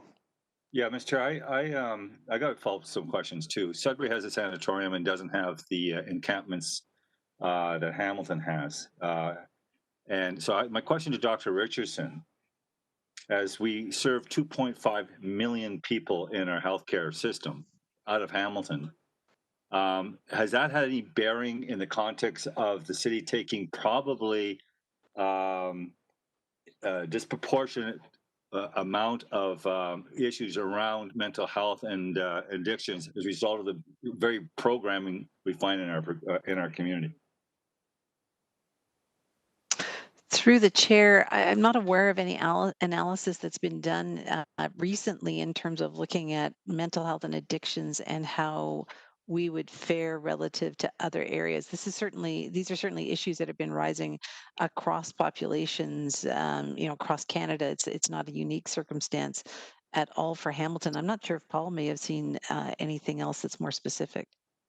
And sorry, the reason I asked the question is because I obviously been dealing with my mom in the Sudbury Hospital next to the sanatorium, and I had talked to a lot of the leaders in that community, and they don't have the same problem with encampments there that we have here in Hamilton, although they are a regional northern community, as you know, for addiction and mental health issues. So North Bay is another one. So I'm trying to understand when we identified Hamilton serving 2.5 million people, even though our population is 525 or 29, whatever thousand people, and it has been conceptualized or not conceptualized, I think perceived that we're punching well above our weight class in the context of dealing with people with addictions and mental health. Is the numbers disproportionate to our population? I guess is the real question. Through the deputy mayor, I don't have a empirical answer to that, so I can certainly go away and ask our staff along those lines if there's any information. I think it'll be important for Hamilton over the next couple of months to see exactly what the encampment looks like now that we're through the period of the injunction, because that did balloon our numbers, and in many cases we're finding ways for people to be in shelter. So I think we have to get back to where we were and see whether there's actually been any level of change. Hamilton is a city of 540,000 people, regardless of the other issues that may draw people here from a health or mental health perspective, has had this issue. And so I'd like to see what those volumes look like relative to what we've seen in previous years to actually determine whether there's been a change or not. So if I could come back, that would be better. I appreciate, because FCM and a number of organizations have done population studies across Canada, and they've indicated 80% of the population from the rural communities moving back into the urban cities. So then you add on top of that the disproportionate amount of services being provided from one community to another, or a regional community to another. It's only logical that you're going to draw more people with challenges to those particular services in those communities. And a lot of those services are walk-in, walk-out services, as well as I understand, which also has implications within the community. And I think we need to dig deeper to understand whether Hamilton is disproportionately dealing with this issue, and whether we should be compensated by the provincial government accordingly. Second, the last question I have is there was a suggestion that this has always existed. And I know when Wesley Urban Ministries opened, and Paul Johnson, you and I know that there are what I call an area of service where they hit the wall. The wet shelter we opened up, or you opened up as Wesley Urban Ministries on the mountain, that was a conceding, quite frankly, that addiction is a very difficult and challenged area, and therefore the people on the street were dying prematurely, 20 years younger than the average Canadian, and they were dying without dignity, and they're living on our streets. So we create wet shelters. I guess it's like a risk type approach, which I actually supported, by the way. I want to make clear to my colleagues, even though it was during the midst of an election that we were establishing it. But But the idea was that these people will not actually ever come off the alcohol. Is that correct? Councillor Wade, first of all, I want to wrap this up fairly quickly because we've drifted away from an update into debating new issues. And clerk's asking that you turn your video on so we can see that you're here, actually here. And Paul, if you could just give a brief answer to that question, then I want to move on. Sure. So the management of alcohol program through you, through the deputy mayor, was a harm reduction approach. And so while individuals on a daily basis were provided medically dispensed amounts of alcohol, there's always a conversation about the only way that progress would be made is stopping alcohol, but it's not a requirement of the program. So unlike other abstinence-based programs, the management of alcohol program is a harm reduction-based program. But I want to make it very clear because I think in this medical model of support for addiction, that the conversation is always about the damage that is done through this level of alcohol consumption. But again, people's trajectory and treatment, it does not require them to stop their alcohol use. It is a reduced amount of alcohol that is prescribed on an individual basis through the care of a doctor, not through social workers, not through the individual's desire. It's from a medical perspective. The last thing I'll say, and I don't know the latest numbers because obviously I've left Wesley Urban Ministries, but at the time that I left, we actually saw as a result 60% of people actually stopping their use of alcohol, and those were positive results. But what it really did was provide a strong option for folks who had not had many options before. They were cycling between shelters, quite frankly, jails and hospitals. And the last thing I'll say is, because this has been a hot topic around our council table, is at the end of the day, while there was some seed money from a federal homelessness program to start it, it ended up being funded 100% by health. And that was an important component of this program as well. Not, again, something the municipality should be taking on, but the savings were to the health system, the support was coming from the health system, and for sustainability, Wesley was able to achieve health funding. Okay, so we've drifted away from verbal updates, so I'm going to call the question now to receive the verbal updates.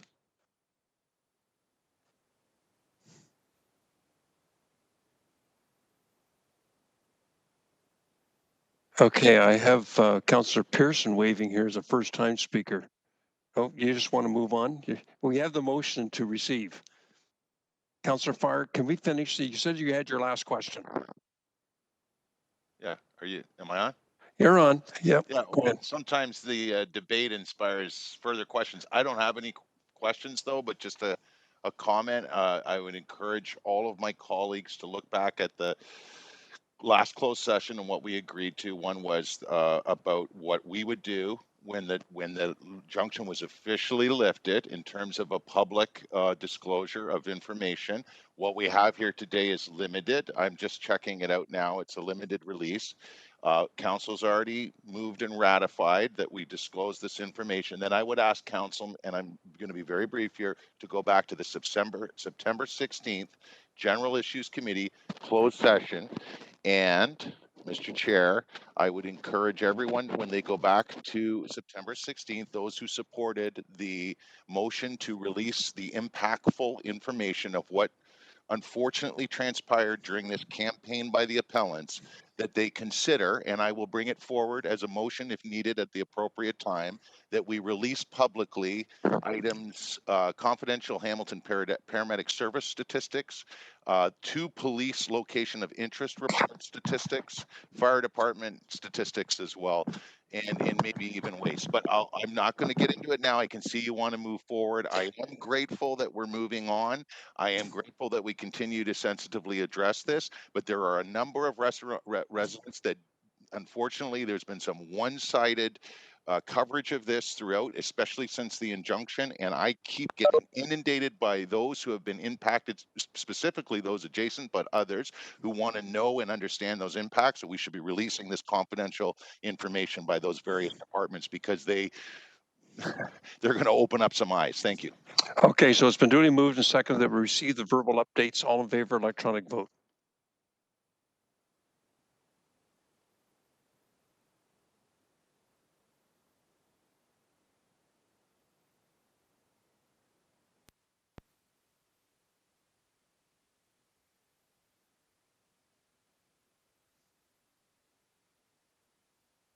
Councillor Farr?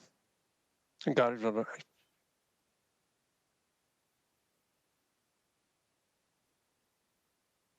Clark, Johnson, and Whitehead. Deputy Mayor, just to let you know, I have 2 windows on my eScribe right now that say voting in progress, and my voting window's not coming up. It's a yes for me. I'm just going to F5 it and maybe check do it again. Got it. Okay. Councillor Clark, can you give us the thumbs up? Thumbs up. Nothing came up on my eScribe, sorry. Okay. And Councillor Whitehead, he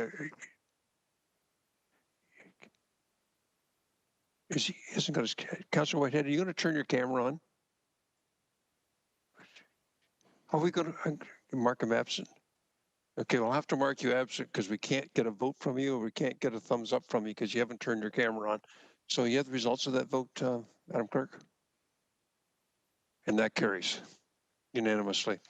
We'll move on now to discussion items, which is, can I please have a mover and a seconder to put the report on the feasibility of the City Hamilton Museum on the floor? Moved by Councillor Pearson, seconded by Councillor Wilson. So it's on the floor. Is there any comments? It's an information report. Okay, Councillor or Mayor Eisenberger first. Did you see? And I saw Councillor Marula also. And I think I did see Councillor Collins as well put his hand. Thank you. Okay, I thank want you. to thank staff for this report. There's a great group of people that have come together to kind of talk about, you know, the collective history of the city of Hamilton and how we reflect that. And there's so much history that's not being shared with the public at large. So this is an opportunity to have our staff come back with some thoughts and ideas about how we can reflect on that and possibly create something virtually or otherwise that will provide an opportunity for all that history to be shared with the community at large.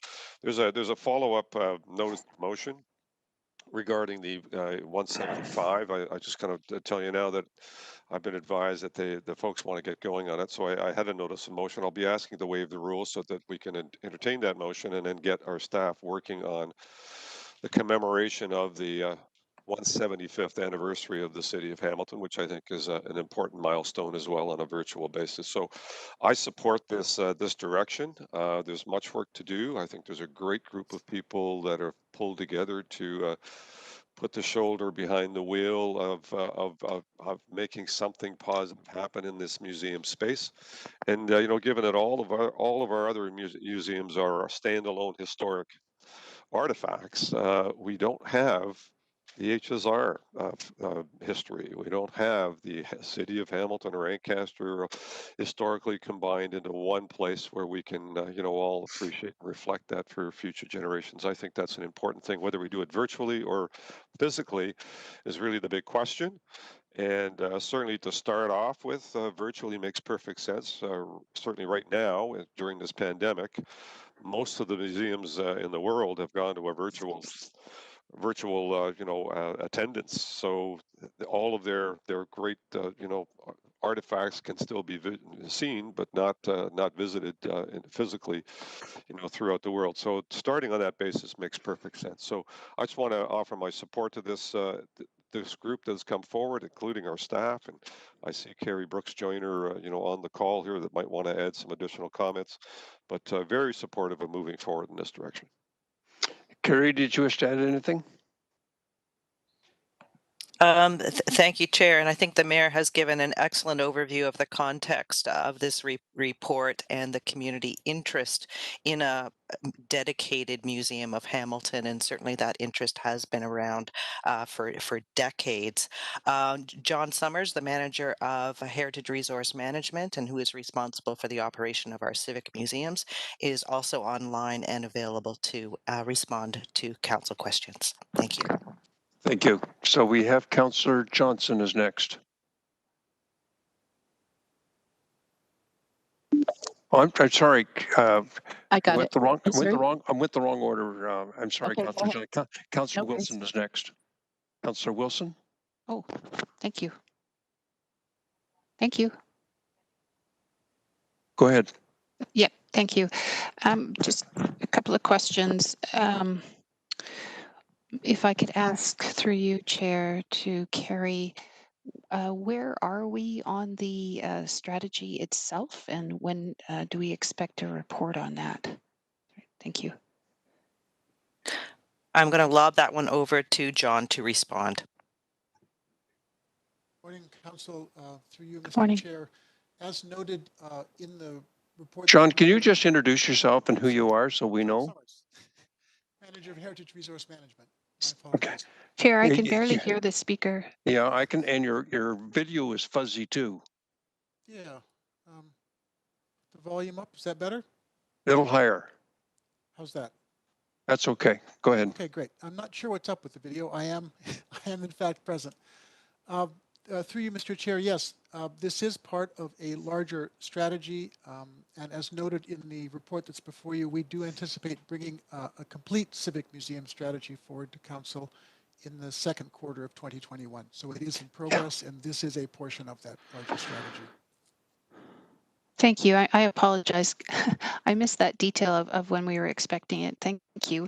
I just have a question about the report notes that we have 8 civic museums and that the AGH has received money, I think, from the feds for a feasibility study for a space in which to educate visitors about our community's history. I just clear where is our where are our archives housed right now in terms of our civic history and events? Is it just the library through you? Through you, Mr. Chair, if by archives you mean all of our collections, including archival material and artifacts, we have a facility on Hamilton Street that, sorry, not Hamilton Street, Burlington Street, that houses our three-dimensional artifact collection, some of our archival material, and yes, the library on its own has considerable collections that dovetail very nicely with ours. So, and as the mayor pointed out, there are collections all around the city that are effectively part of this because they bear on the subject matter. Fire department, HSR, other areas like that. Thank so you. In its aggregate, there's a considerable amount of material to work with, yes. Yes, thank you. I asked the question because sometimes in trying to seek the history of something, it's it can be a challenge trying to figure out where to go and how you get there. So in the review of the potential of a strategy, I just wanted to know if hear some comments from you on how this might link into, or is it, in terms of your consultation with the urban indigenous strategy, in terms of whose history we're telling. Thank you.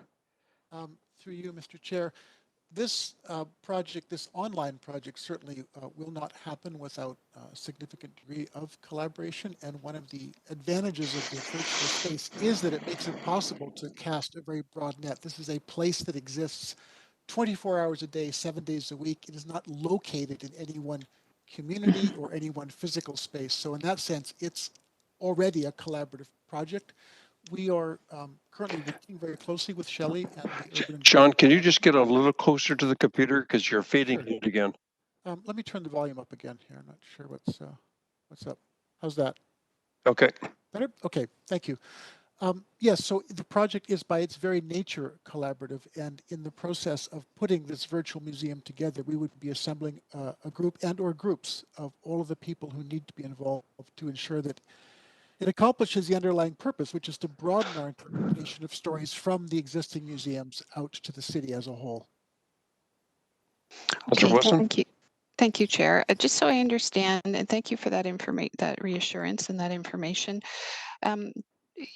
This is an information report, and the suggestion at the end of the information report is that as a consequence of where we are, museums around the world are having to go virtual, and there's actually opportunities in doing so. But you're not looking, obviously, with an information report, any direction that we should be singularly going virtual. That is the case, yes? I think there's a resolution coming up in a few minutes from the mayor that'll give direction. Okay, thank you. Just a quick comment. I think it's really valuable for us to have a place, virtual or otherwise, where we can see all of Hamilton's history, being careful of whose history and who's telling it. And as someone who goes to these things in every community in which I visit, I find them of great value. So I'm looking forward to what is coming forward. Thank you. Thank you. Councillor Collins. Thanks, Mr. Chairman. And certainly when I put the motion in 2018, our city and the world was a different place. And it almost seems like a lifetime ago in terms of us providing this direction. So I appreciate, as others have mentioned, staff coming back with an update and checking in with us. You know, my only concern, no one anticipates life being back to normal, whatever normal is, whatever the new normal is, in the second quarter of 2021. So how are we going to treat the pandemic in the context of what the original direction was? And I think we have there's a good summary in the appendix that talks about the options for council, and I certainly support the mayor's motion to at least start for the birthday celebration in the virtual context. But you know, I would hate to discount the other two options on a go forward basis because of the situation here locally and across the world. And so can I get some contextual information as to how we will deal with the pandemic as it relates to the medium and long-term vision related to a Hamilton museum? Certainly. Through you, Mr. Chairman. Go ahead, John. Yes, and the comprehensive virtual presence for the city's history, I think, would have been something we would have arrived at in any case, because it is now seen not just as an emergency response, but as a necessary part of what museums do. The pandemic's effect has been to accelerate all of this, and in the short term, it offers us some distinct advantages. We have the bulk of our museums have now reopened, and we have been entertaining visitors. They have been glad to see us back in operation. Visitation has been good, demand has been strong. We will continue to run those museums to the extent that it's possible with, provincial and other guidelines. So this will always be here, and certainly setting a virtual project up in the near future in no way precludes advancing to any of the other options, either the storefront or the full building. And were we to advance to those options, the virtual presence would remain because it's complementary, not a replacement. Great to hear. I really appreciate that last point there. Secondly, when the discussion first occurred, and as was mentioned, this has been a topic of discussion, I think, in the community for many years, as Carrie mentioned. There's a lot of discussion about private collections, and so as we know, we have our own collection in our archives at the library, as well as in other areas of the city. And then, of course, there are local stakeholders, formal groups that have their own collections. But there is a large segment of the population that, avid collectors of Hamilton's history in many shapes and forms. And so can I get an understanding in the early stages of the public consultation in terms of what we're looking at as it relates to embracing the participation of those private individuals, as well as incorporating their collections and what they have to offer as part of either a virtual museum concept or one of a bricks and mortar? Certainly, through you, Mr. Chair. One of the other shifts that's already been underway in the museum sector for at least the last decade is a change in understanding from the sort of Victorian idea of a museum as a storehouse of treasures, right? It is where you go to see things that the museum owns, to a museum as a platform, as a space for engagement. And under that model, working with anybody who has material to show, whether it's an individual collector or a particular community, that's another function of ours, is to help them bring this stuff to light. And that's certainly included in any sort of collaborative model that we would look at going forwards. From a strictly practical point of view, exhibiting collections that we do not own and do not have to pay to store is actually a wonderful step forward. And really, museums do not need to own in order to help interpret. Thanks for that. I'm hoping that the report that comes in the second quarter of next year will further maybe elaborate on how we propose to incorporate those private collections into whatever concept we adopt on a go-forward basis. So thanks for the answers to those questions, and I look forward to supporting Mayor Eisenberger's motion today, as well as receiving the report early next year. Thank you. Thank you. Councillor Marula. Thank you, Mr. Chairman. I think it would be remiss of us not to thank Councillor Collins for bringing this forward. Although we have discussed the concept for many years, it wasn't until Councillor Collins brought forward the motion. So he's quite quiet about his accomplishments. So I thought I'd take the opportunity to commend him publicly. Thank you. Well done. Councillor Johnson.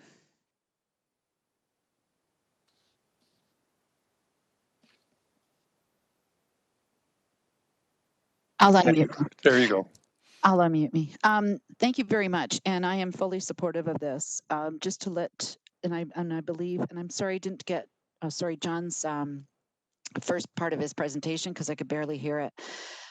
So John, just to be clear, the facility on Burlington Street is not the only storage facility for our artifacts. I believe that there are some in each one of the former municipal township halls.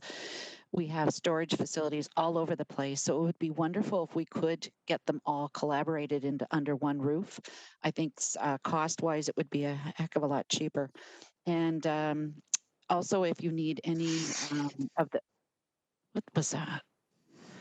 If you need any of the military or the veterans, I'm sure that we can, as you said, there are private collections out there. And I think that there are people now when they're dealing with the states, they have all these collections that are too precious to put on in the garbage, but they want to be able to house them somewhere. So we'd be happy to reach out to all kinds of groups to see if they have private collections that they'd like to donate as well. So my one question though is, John, you have a staff of how many that are going to take care of this? Because just going through the Remembrance Day ceremonies and what we have to do and what little staffing we do have, is just curious to know how much staffing are you going to need for this, and do you have the available staff to do it?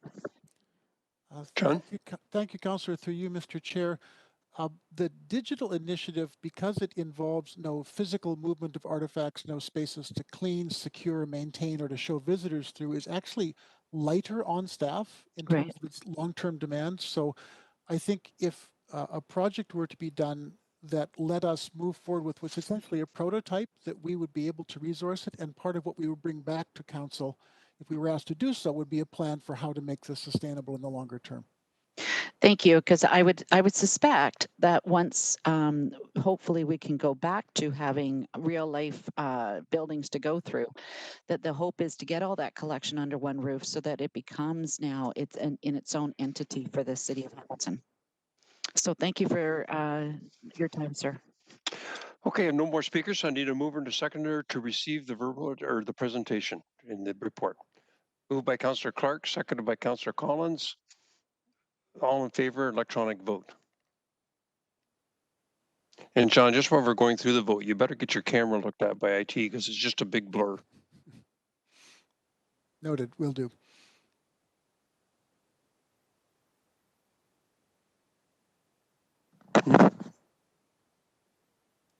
It's Clark and Collins.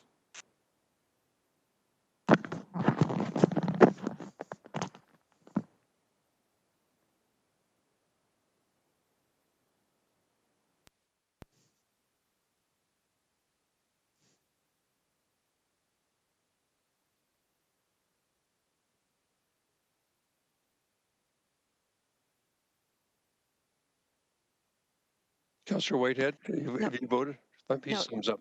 Councillor Whitehead, I have to fix yours. It's still showing. So I'm going to get you to, if you give me a thumbs up or thumbs down, I'll correct it. He's got a thumbs up. Thank you.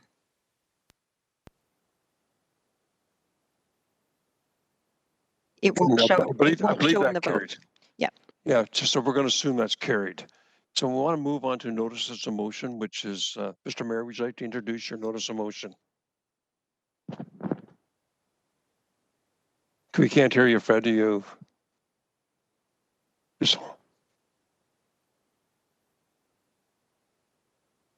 So let me first ask to waive the rules, Mr. Chair, because I know that 2021 is coming up fast, and we certainly want to be give our staff the opportunity to prepare. So timelines are short. So moved by myself, seconded by Councillor Collins, that we waive the rules so we can entertain this motion, and I'll read the motion when okay. you tell me we can. Electronic vote. All in favor? Through you, Mr. Deputy Mayor, you're going to have to wait for one moment, just because now I will have to add the vote to the system. One moment, Yeah. please. And my apologies, Stephanie. I think we had a different plan, but I'm Yeah, we were going to do it. We were going to leave it as a notice.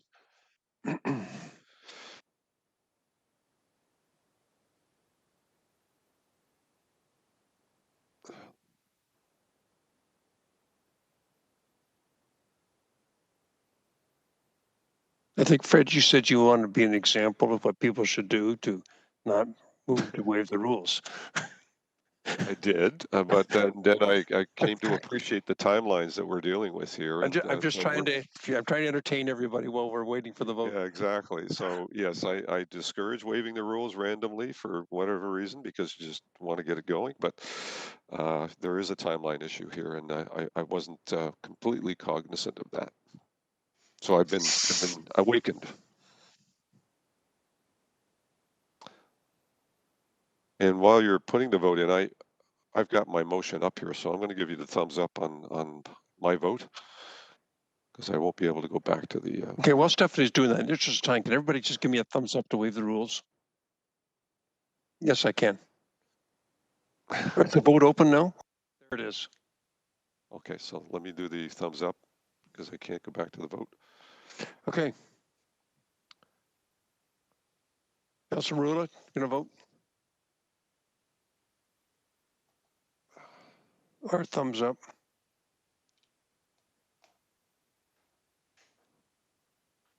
And Councilor Pearson, she's got a thumb up. Okay. Okay, that carries. Let's move on to your motion then, Thank Mr. you. Mayor. So moved by myself, second by Councillor Collins. The virtual commemoration of 175 years of Hamilton history, whereas the 2021 will mark the 175th year since the city of Hamilton was founded in 1846. Whereas the citizens of Hamilton have expressed support for the idea of a museum of Hamilton, and whereas a virtual museum approach offers significant and cost-effective potential for offering public content and experiences within COVID-19 restrictions, and will complement and expand in-person programs at these existing civic museums. Therefore, be it resolved that the Tourism and Cultural Division staff be directed to develop a proposal to create and deliver an online commemoration of the 175th year of Hamilton's history in 2021 as a first phase of a virtual museum of Hamilton and report back to the General Issues Committee. And just to clarify, I think what Councillor Collins's point was, this is not to negate, a potential down the road bricks and mortar, opportunity that would house all of these, artifacts. But it is just a kickstart for the virtual process, and at the same time, celebrating the 175th year of our amalgamated city. So I think it'll give staff some pretty clear direction as to what they need to continue to work on the short term. Okay, I have Councillor Marula, then Councillor Clark. Councillor Marula? I'm fine, Mr. Chair. The mayor has clarified the issue. Thank you. Okay, and we have Councillor Clark. Thank you. Can you hear me, Mr. Chairman? Yes. Perfect. I want to thank the mayor. We've talked a number of times, including the last time we talked about the Grey Cup for 2021, about the 175th anniversary of the city and how we would look for ways to commemorate it. Given the trying times that we're in, I think this is a very innovative solution. It enables us to celebrate the anniversary of the city and certainly gives a good step forward towards a museum.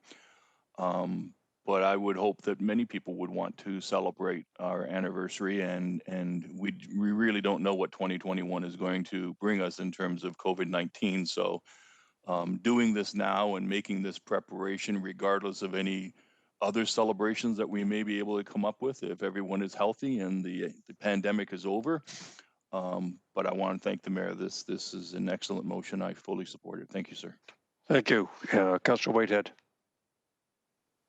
Thank you. I also want to thank the mayor, and it's timely. And I remember the sesquicentennial celebrations where we are in different times. Hamilton has a rich history, the contribution of the Underground Railway in Ancaster and Dundas, and the women's movement in Stony Creek, and first electric city in Canada, right here in Hamilton.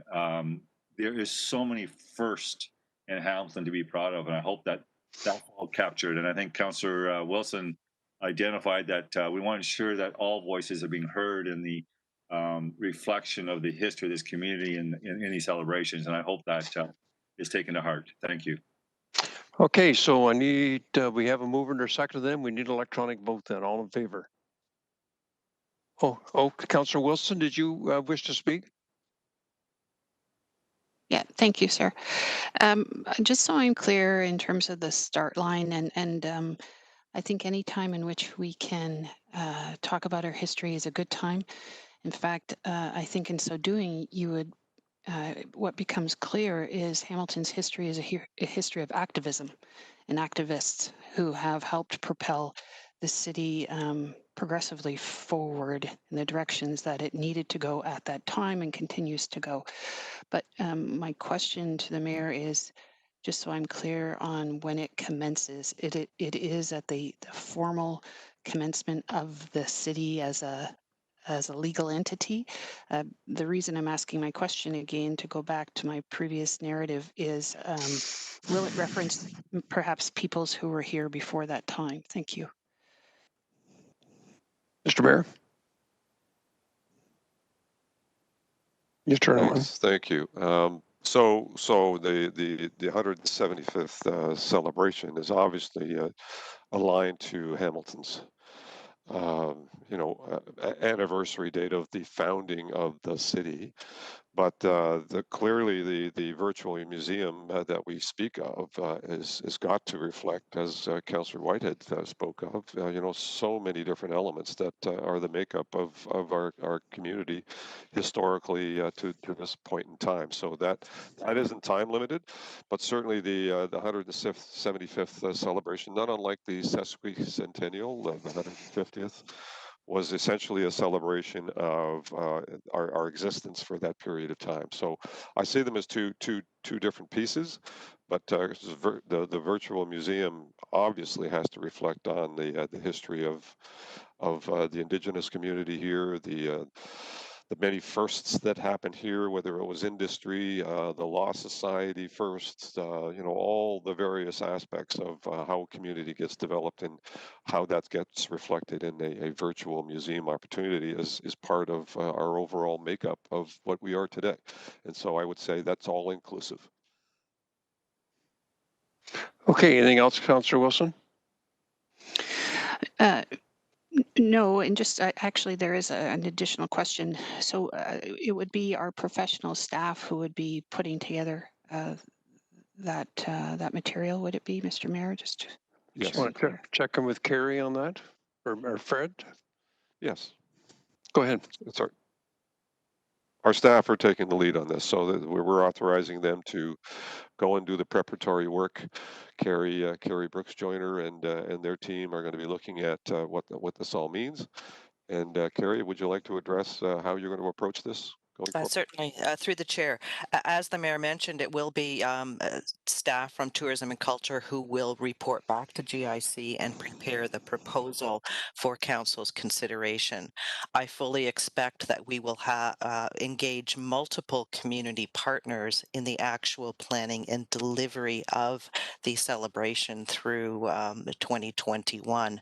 And as the mayor mentioned, a celebration of the community can't just look to the past. I mean, it needs to be looking to Hamilton currently and Hamilton's future, and that needs multiple voices, multiple perspectives, and a digital platform allows us to do that. Councillor Wilson, are you finished?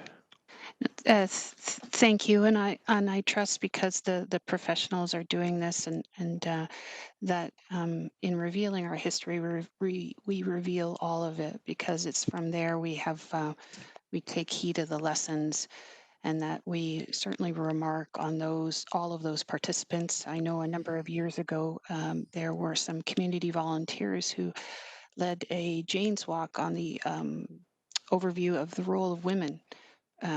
Women activists and their impact on the city and on services and its development, and many examples like that of groups and individuals and instances which have too often been precluded from the story. So I'm looking forward to the report that will be forthcoming on how this will be done. Thank you. Okay, second time speakers, we have first Councillor Clark. Thank you, Mr. Chairman. And I just want to add, I can recall having discussions with the Battlefield group when we were looking at an interpretive center, and John Bryden was the member of parliament, and he was a real history buff. And he had gathered and educated me a great deal in terms of the real history of Hamilton and the area and the indigenous communities from 10,000 years ago. Highway 6, for example, was known as the Bear Trail. So there's an awful lot of history that's in some component of a museum down the road could be included. I think the real challenge for us as politicians, and I don't mean to discourage anyone, is we really need to leave it to the curators of a museum to decide what components should be highlighted in a museum or a virtual museum from their level of expertise, because there would likely be thousands of items that we would argue should be in that virtual museum, and I don't think we simply could have it that big. So I really trust that our staff will do their homework and come back with something that is really quite remarkable for 2021, and then lead us to the future museum that Councillor Collins has aspired to, and the Mayor. Thank you very much. Okay, our final second time speaker is Councillor Whitehead. Yeah. I think the history also should show the true partners. I mean, they want council to talk about activism. There was two partnerships throughout with the labor movement who advanced a lot of policies and so forth in this community, as well as the women institutions. There was two partnerships, and those two partnerships is a reflection of how responsive the council of the day was over that period of time. I also want to, Mr. Mayor, highlight specific, because I've been working on this project with McMaster University. So I hope that McMaster University has been doing a lot of research in the context of Hamilton history and its contribution. So hopefully they're one of the stakeholders at the table, and they have very many different aspects to it. I'm looking specifically at the sanatorium and its contribution nationally and internationally with tuberculosis TB, the soldiers in the World War, and certainly the Inuit people, where Hamilton at one point in time had more population of Inuit than any one community in Northern Ontario. So, Northern Canada. So we are going to be celebrating that with the multi-trail with placking, interpretive placking to represent that history, and the relighting of the Cross of Lorraine. So I just want to highlight that as well. Okay, and a first time speaker, Councillor Farr. Oh, no, I was just putting, I have a notice of motion to follow this, but thank you. Great motion. I support it. Okay, so I'm going to go to electronic vote then on the motion. So all in favor or opposed?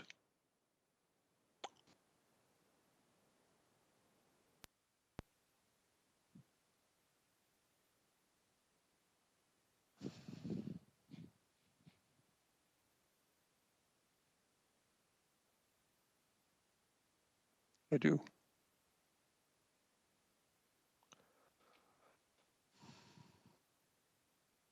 And that carries unanimously. So, Councillor Farr, you said you had a notice of motion? Yes, and I intend to leave it as such. Okay, go ahead with your notice.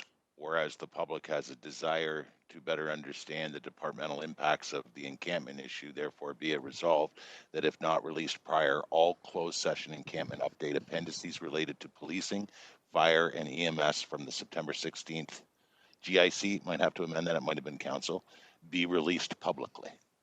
Okay, she'll have that on a document for the next GIC meeting. I send it to the clerk, yeah. Okay, so we'll get that circulated, included in the package. Okay, I have no other speakers on any issues. I'm going to move on to, is there any discussion respecting the amendments to the outstanding business list? Councillor Pearson, are you moving it? Okay, Councillor Pearson's moving it, seconding it. Councillor Whitehead, Councillor Clark, you have an issue?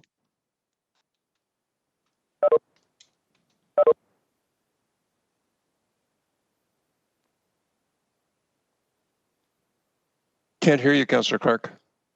I don't know You're on why. now. There you go. Okay. Thank you very much. I don't have an issue with the outstanding business list, but I do have an issue to bring to council's attention and staff's attention. So at the appropriate time, if you could come to me. That's coming next. I have Councillor Bruno first, and then I come to you second. Much appreciated, sir. All in favor of the amendments to the outstanding business list?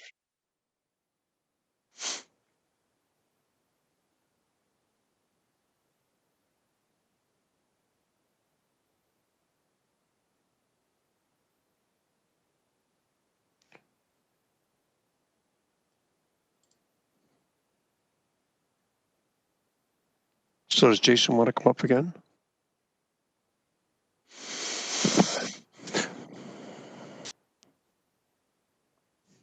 Okay, he's good. No.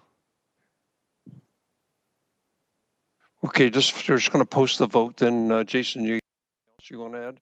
Yes. Yeah, we just want to wait for the vote. Yeah, well, just while we're waiting, just friendly to the clerks, that first item, which I'm perfectly happy to amend, it says Pier 8 Development Opportunity RFP summary of the 4 proposals. That header is dated and it needs to change because obviously we've chosen the Pier 8 proponent. Thank you. I keep noticing it and it needs to change. Thank you. Okay. You generated a little reaction from the clerk there. So.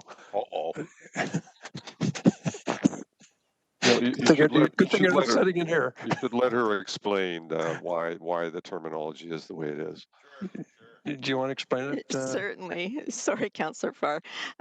Through you, Mr. Deputy Mayor, the title that goes on is the original direction provided to staff. And until that matter comes back, we actually don't change that. It's for tracking purposes.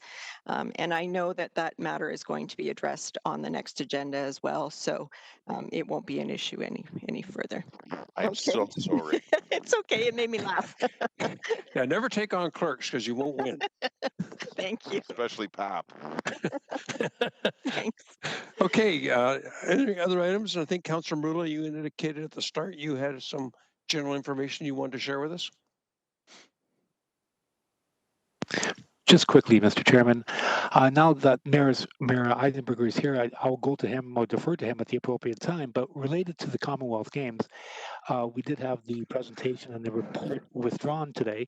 I did want to emphasize that the refocus and regrouping of the initiative is something that I'm excited about because, if you recall, at the beginning of this discussion, it was primarily a sports event that they were promoting. Since then, this entire group of Commonwealth has recognized that they need to leverage provincial and federal not only support but money in order to combat our housing crisis here in Hamilton, particularly surrounding the affordable housing issues. So now that they are regrouping and met with the Premier, we do have a commitment from the federal government, and we have a commitment from the provincial government moving forward beyond 2026. So now the discussions will be pursued. But in the meantime, and I would defer to Mayor Eisenberger at the appropriate time, I do want to thank Lou Frapporti, who has been, I must say, an incredibly committed and dedicated individual on this file on a volunteer basis. And I do applaud his efforts to date and will continue to support his endeavors in the future, as well as PJ McCanney, Greg Maychek, Jasper Kajaski, Mark Wu, Scott Moore, Kristen Worley, Ted McMeekin, Graham Cubitt, Emma Cubitt, Jeff Nevin from, and all 3 of them are from Endwell, great partners of ours, and the list goes on and on. But I think the fact that they have listened to our concerns and they're making this an affordable housing initiative as a legacy is something we all should be very proud of. And I look forward to working with all of you and them in the future to making that happen. And I appreciate your time. Thank you. Yeah, I think Joan Mancinelli is another one that was very involved in it. Okay, Mr. Mayor, do you might give us an update of what you at this time, or do you want to wait to some other time? No, I did share an email update with all members of council earlier this morning, based on the meeting that I was invited to last evening with the Premier. Very positive meeting. I must say that The level of support for the Commonwealth Games is very strong for the province of Ontario, but as I indicated in my email to you, there's some concern around the FIFA soccer that's happening in 2026 as well, and a potential that may have support of if that conflict can't be resolved to move to 2027. So there's been some confused messaging kind of rolling around. Unfortunately, I'd spoken to the Premier about a week ago, and he indicated some strong support for 2026. But since then, has been made aware of this growing conflict or perceived conflict. So the way we've left it is that there's general support for the Commonwealth Games for Hamilton from the Premier, from the province. They're looking to get clarity around the 26 issue, and failing that, are prepared to back a 27 proposal if that works for the international organization, which is where the logjam may or may not be. The effort that is being put in, as Councillor Marula pointed out, on the housing side has been astounding. I've had an opportunity to get a sense of what they're proposing, and certainly the housing opportunity is very, very real and very, very positive. So that legacy piece, I think, is very, very strong, and they've certainly reduced the overall cost to all partners, as I've seen it so far.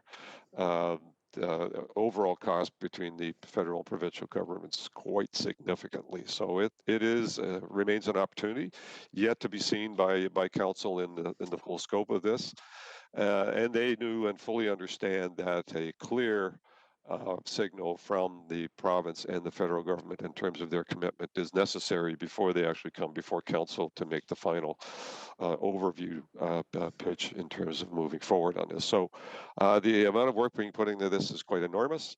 The Premier was, very, very positive, very supportive, and we had a great meeting. And I hope that we can find some resolution on terms of timing that the province can support. Okay, we have two questioners, Councillor Wilson and Councillor Whitehead. Councillor Wilson?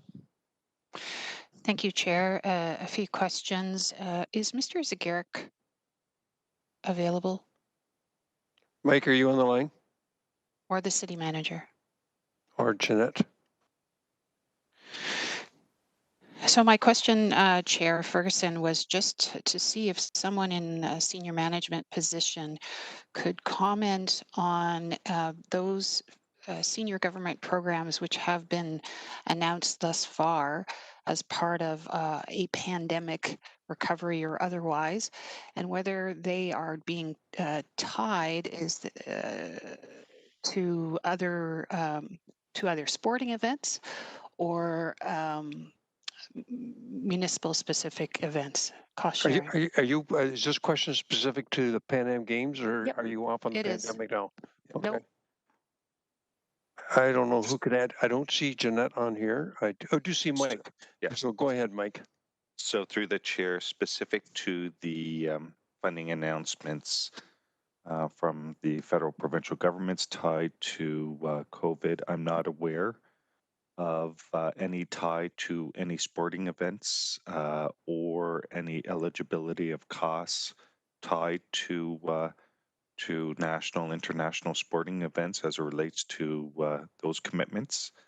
Beyond the COVID-related commitments, similarly, I'm not aware of any federal provincial funding program that is eligible for municipalities as it relates to either national or international. So short answer is through the chair, I'm not aware of any programs that provide access to funds to municipalities tied to national or international sporting events.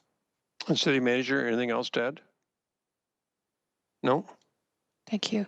So just seeking clarity on our role as a council and whether, just remind me if we have maybe to the clerk or to the city manager articulated what we consider to be our COVID or pandemic recovery priorities. Have we officially articulated what our recovery priorities would be if we were seeking funding? Through you, to the chair, so I hope I'm understanding correctly. In terms of economic recovery, there's the task force that the mayor has put together to looking at recovery, and they're coming forward with recommendations. I think they'll have them finalized in October, and that could involve some advocacy for funds, etc. We haven't quite finished that work yet. So that would be my one answer. I don't know if Mike would have anything to add. Mike? Yeah. So through the chair, nothing really to add from the city manager's response. And I would just maybe expand on that, and that city council as it relates to Commonwealth has made or has supported the 2030 bid document that was submitted.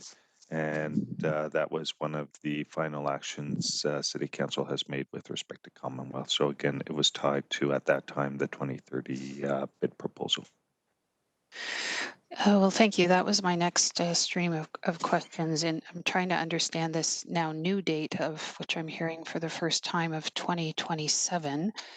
And if the clerk or the city manager could just clarify that this council hasn't formally yet to endorse any pursuit of a 2026 or 2027 Commonwealth game bid. Is that correct? Madam Clerk? Through you, Mr. Deputy Mayor, that is correct. Okay. So I guess, Chair Ferguson, I guess I need to be, I need to understand when we're having discussions with senior orders of government and we're in pursuit of pandemic recovery money, on what basis formally are we identifying where those monies are to go? So I wasn't clear, it's not clear to me that this council has formally set out that we are pursuing monies, recovery monies, or any kind of monies for a 2026 or 2027 bid. Is that? Well, the reason this is raised today is because there was a delegation request from the I think it was Hamilton 100 group that has moved to 2026. That got canceled, and so I think it was important that the mayor give us clarity on what the premier is telling him, because we heard MPP Scully say something that was a little bit different. So I think the purpose of talking about it today is to get clarity on it. No, the purpose of my question is last time the Hamilton 100 delegation was here, I asked the question of, are you meeting with representatives from the senior orders of government in pursuit of money? And the response I got back was I think the word they use, softly meeting with them or casually meeting with them. And so I'm hearing that that's not softly, and that the mayor is meeting with the premier to discuss an event which I don't know if this council has yet formally endorsed. So that's what I'm seeking clarification on. Okay, I can let the mayor answer that, but your 5 minutes are actually, the clerk just signaled me 6 minutes. Fair enough. Mr. Mayor, comments? This council has endorsed a games bid for 2030, and you know, you're well aware that the Commonwealth 100 group, that has been the kind of the driving force behind all of this, has you know, on many occasions indicated that they wanted to put before council an opportunity of potentially pivoting the games to 2026. And now, unfortunately, I think another wrinkle has appeared that may cause them to make a pitch for 2027.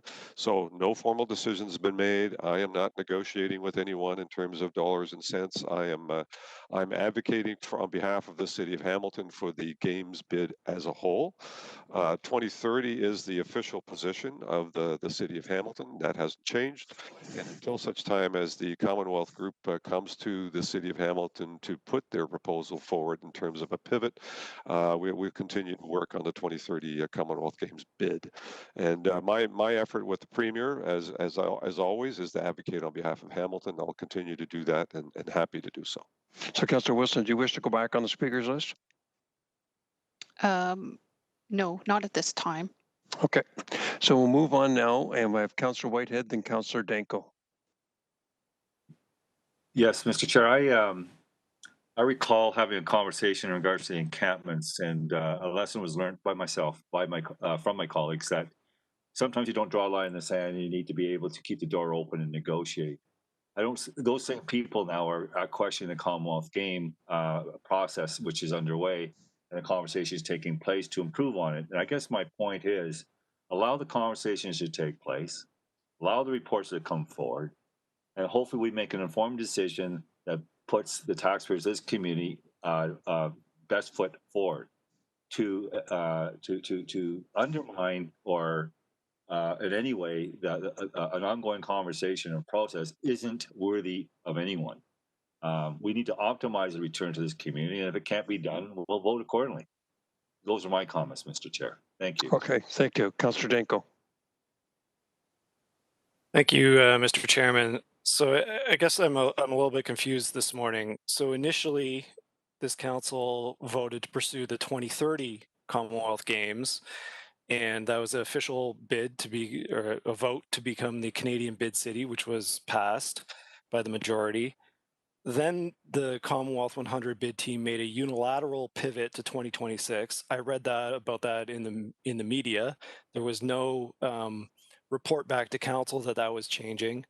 And now I'm hearing this morning that we're potentially talking about not even 2026, 2027, which is brand new information for this council. And I guess I'm frustrated that we have 3 councillors that are sitting on the bid with the bid team, but we're not getting updates from them. I'm getting updates from the media. And as a elected representative, I just find that extremely frustrating that we seem to be not following protocol when it comes to this particular bid and process, and it's just, from my perspective anyway, it's very frustrating that we're not having open communications, and that I'm finding out what's happening through Twitter and through the media, and not through proper channels as a councillor. Thank you. Okay, thank you. And Councillor Clark, you have an item. Can I just address that last piece? Yeah, you can. I think Councillor Pauls is indicating she would like to address it also. No problem. I'll wait. I think Councillor Pauls is on the committee, the Commonwealth Games Committee. I really appreciate that question from Councillor Danko. I too was in the dark until I saw that email this morning when I looked at my eScribe and it said that it was canceled. So I'm in the dark as well. I am disappointed, but I know the mayor and the committee is doing their best. So let's wait and see, and then we can make a decision what we want to do. I'm disappointed. I'm disappointed that it wasn't 2030, that it was 2026, now 2027. I am very disappointed because I think it's a great opportunity for our city. But in the light of what's happening, I don't know. Maybe it's better we stick to 2030, but maybe I'm speaking out of term. But Mayor, please, can you let us know at least the timing when we will know this? Are we going to wait 6 months? We're going to wait a year? Or are we going to know within a couple of weeks? Can you please let us know? Mr. Mayor. Nope, I've done it. Thank you. So listen, the change to 2027 was a complete surprise to everyone, including the Commonwealth 100 folks. This is not something that they were advocating for. Actually, the messaging that we got from the provincial government previously was that they were keen and interested in 2026. In fact, the Minister McLeod had indicated that they were prepared to draft a letter of support in principle. And the Premier had said to me a week ago that they were supportive of 2026. And all of a sudden, out of the blue, we get a statement from MPP Skelly saying that they were not on, and that 2027 was something that they were considering. So hence the meeting, and this was all news and surprise to all of us.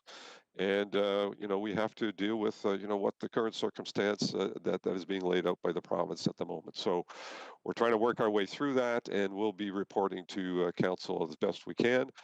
They've delayed this because they understand the concern around the date and time for council is a critical issue, and a critical issue to know whether or not the province and the federal government are on board for this.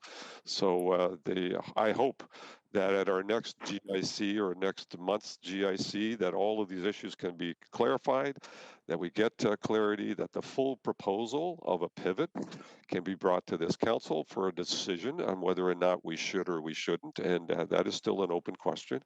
And I think the fullness of that will certainly be impressive, and may very well be something that council may want to buy into or may not. And if council decides to stick with 2030, that has its own implications that will also be clarified at that time. Okay. Anything else, Councillor Pauls? Otherwise, I'll go on to No, second time that's speakers. fine. Thank you for clarifying that. Okay. Councillor Whitehead, is this about Commonwealth Games or something else? I sit on the committee as well, Mr. Chair. I want to provide some absolute clarity because there's an inference that the members of the committee are aware of these changes when in fact that's the furthest from the truth. The reality is the the Commonwealth Games committee came forward, initiated the potential of a 26 offer, not the local committee. What the local committee is working on, though, is the dollars, and heard this council very clearly that they'd have to demonstrate the benefits of having the games here through things like legacy projects and housing, which they're trying to negotiate with other levels of government.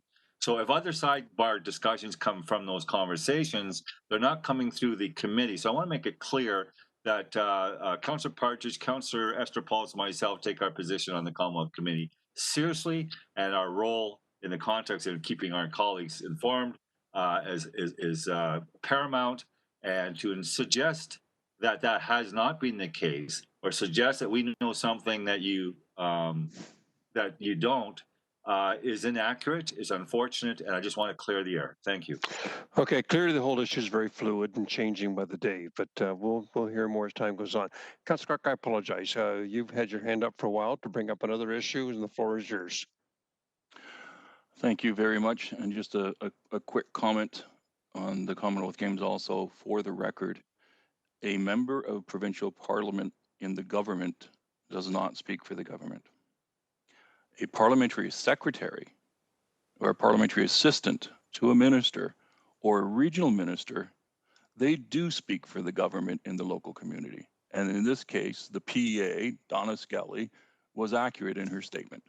So let's be clear, a parliamentary assistant does have the authority regionally to speak for the government and almost be the spokesperson in the region on any number of issues. So we should work with MPP Skelly as we move forward.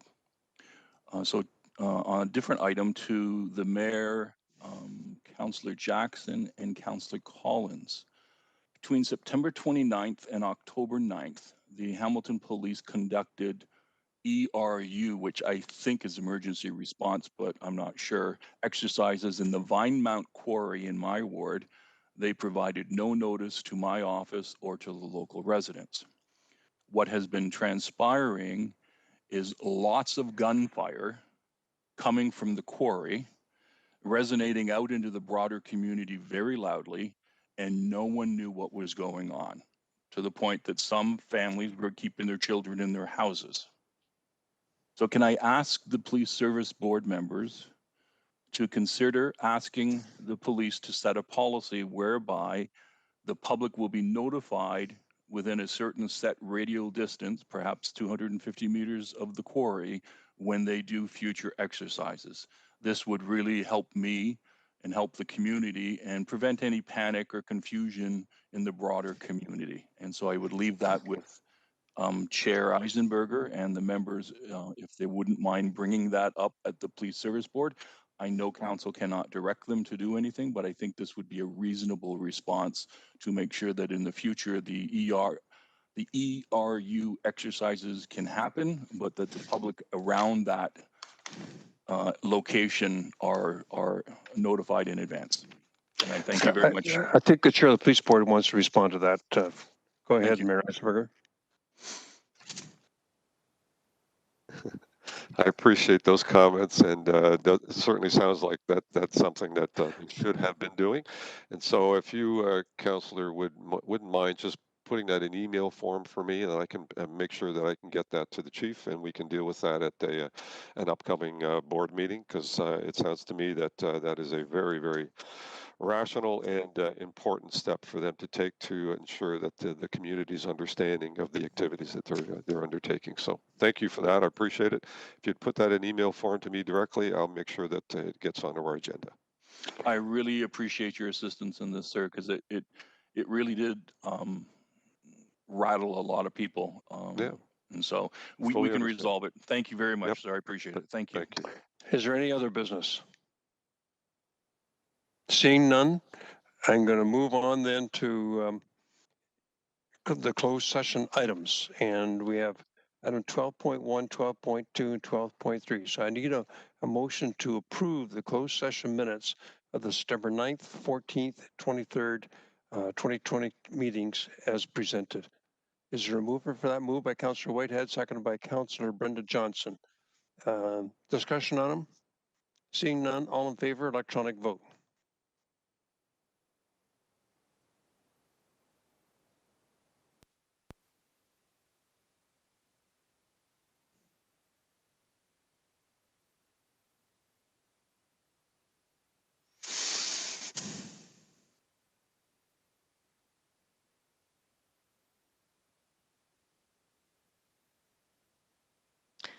Sorry, folks, it appears as though I'm having difficulty again with my computer.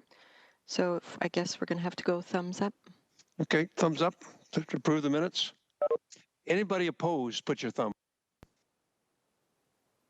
Is that Councillor Jackson you're opposing? Just testing, just testing. Okay. You're confusing us. Councillor Jackson was confusing me, but that carries. And so I don't know if I can get someone to move this, but I need a motion to adjourn. Moved by Maria Pearson, seconded by Esther Pauls. All in favor? Electronic vote.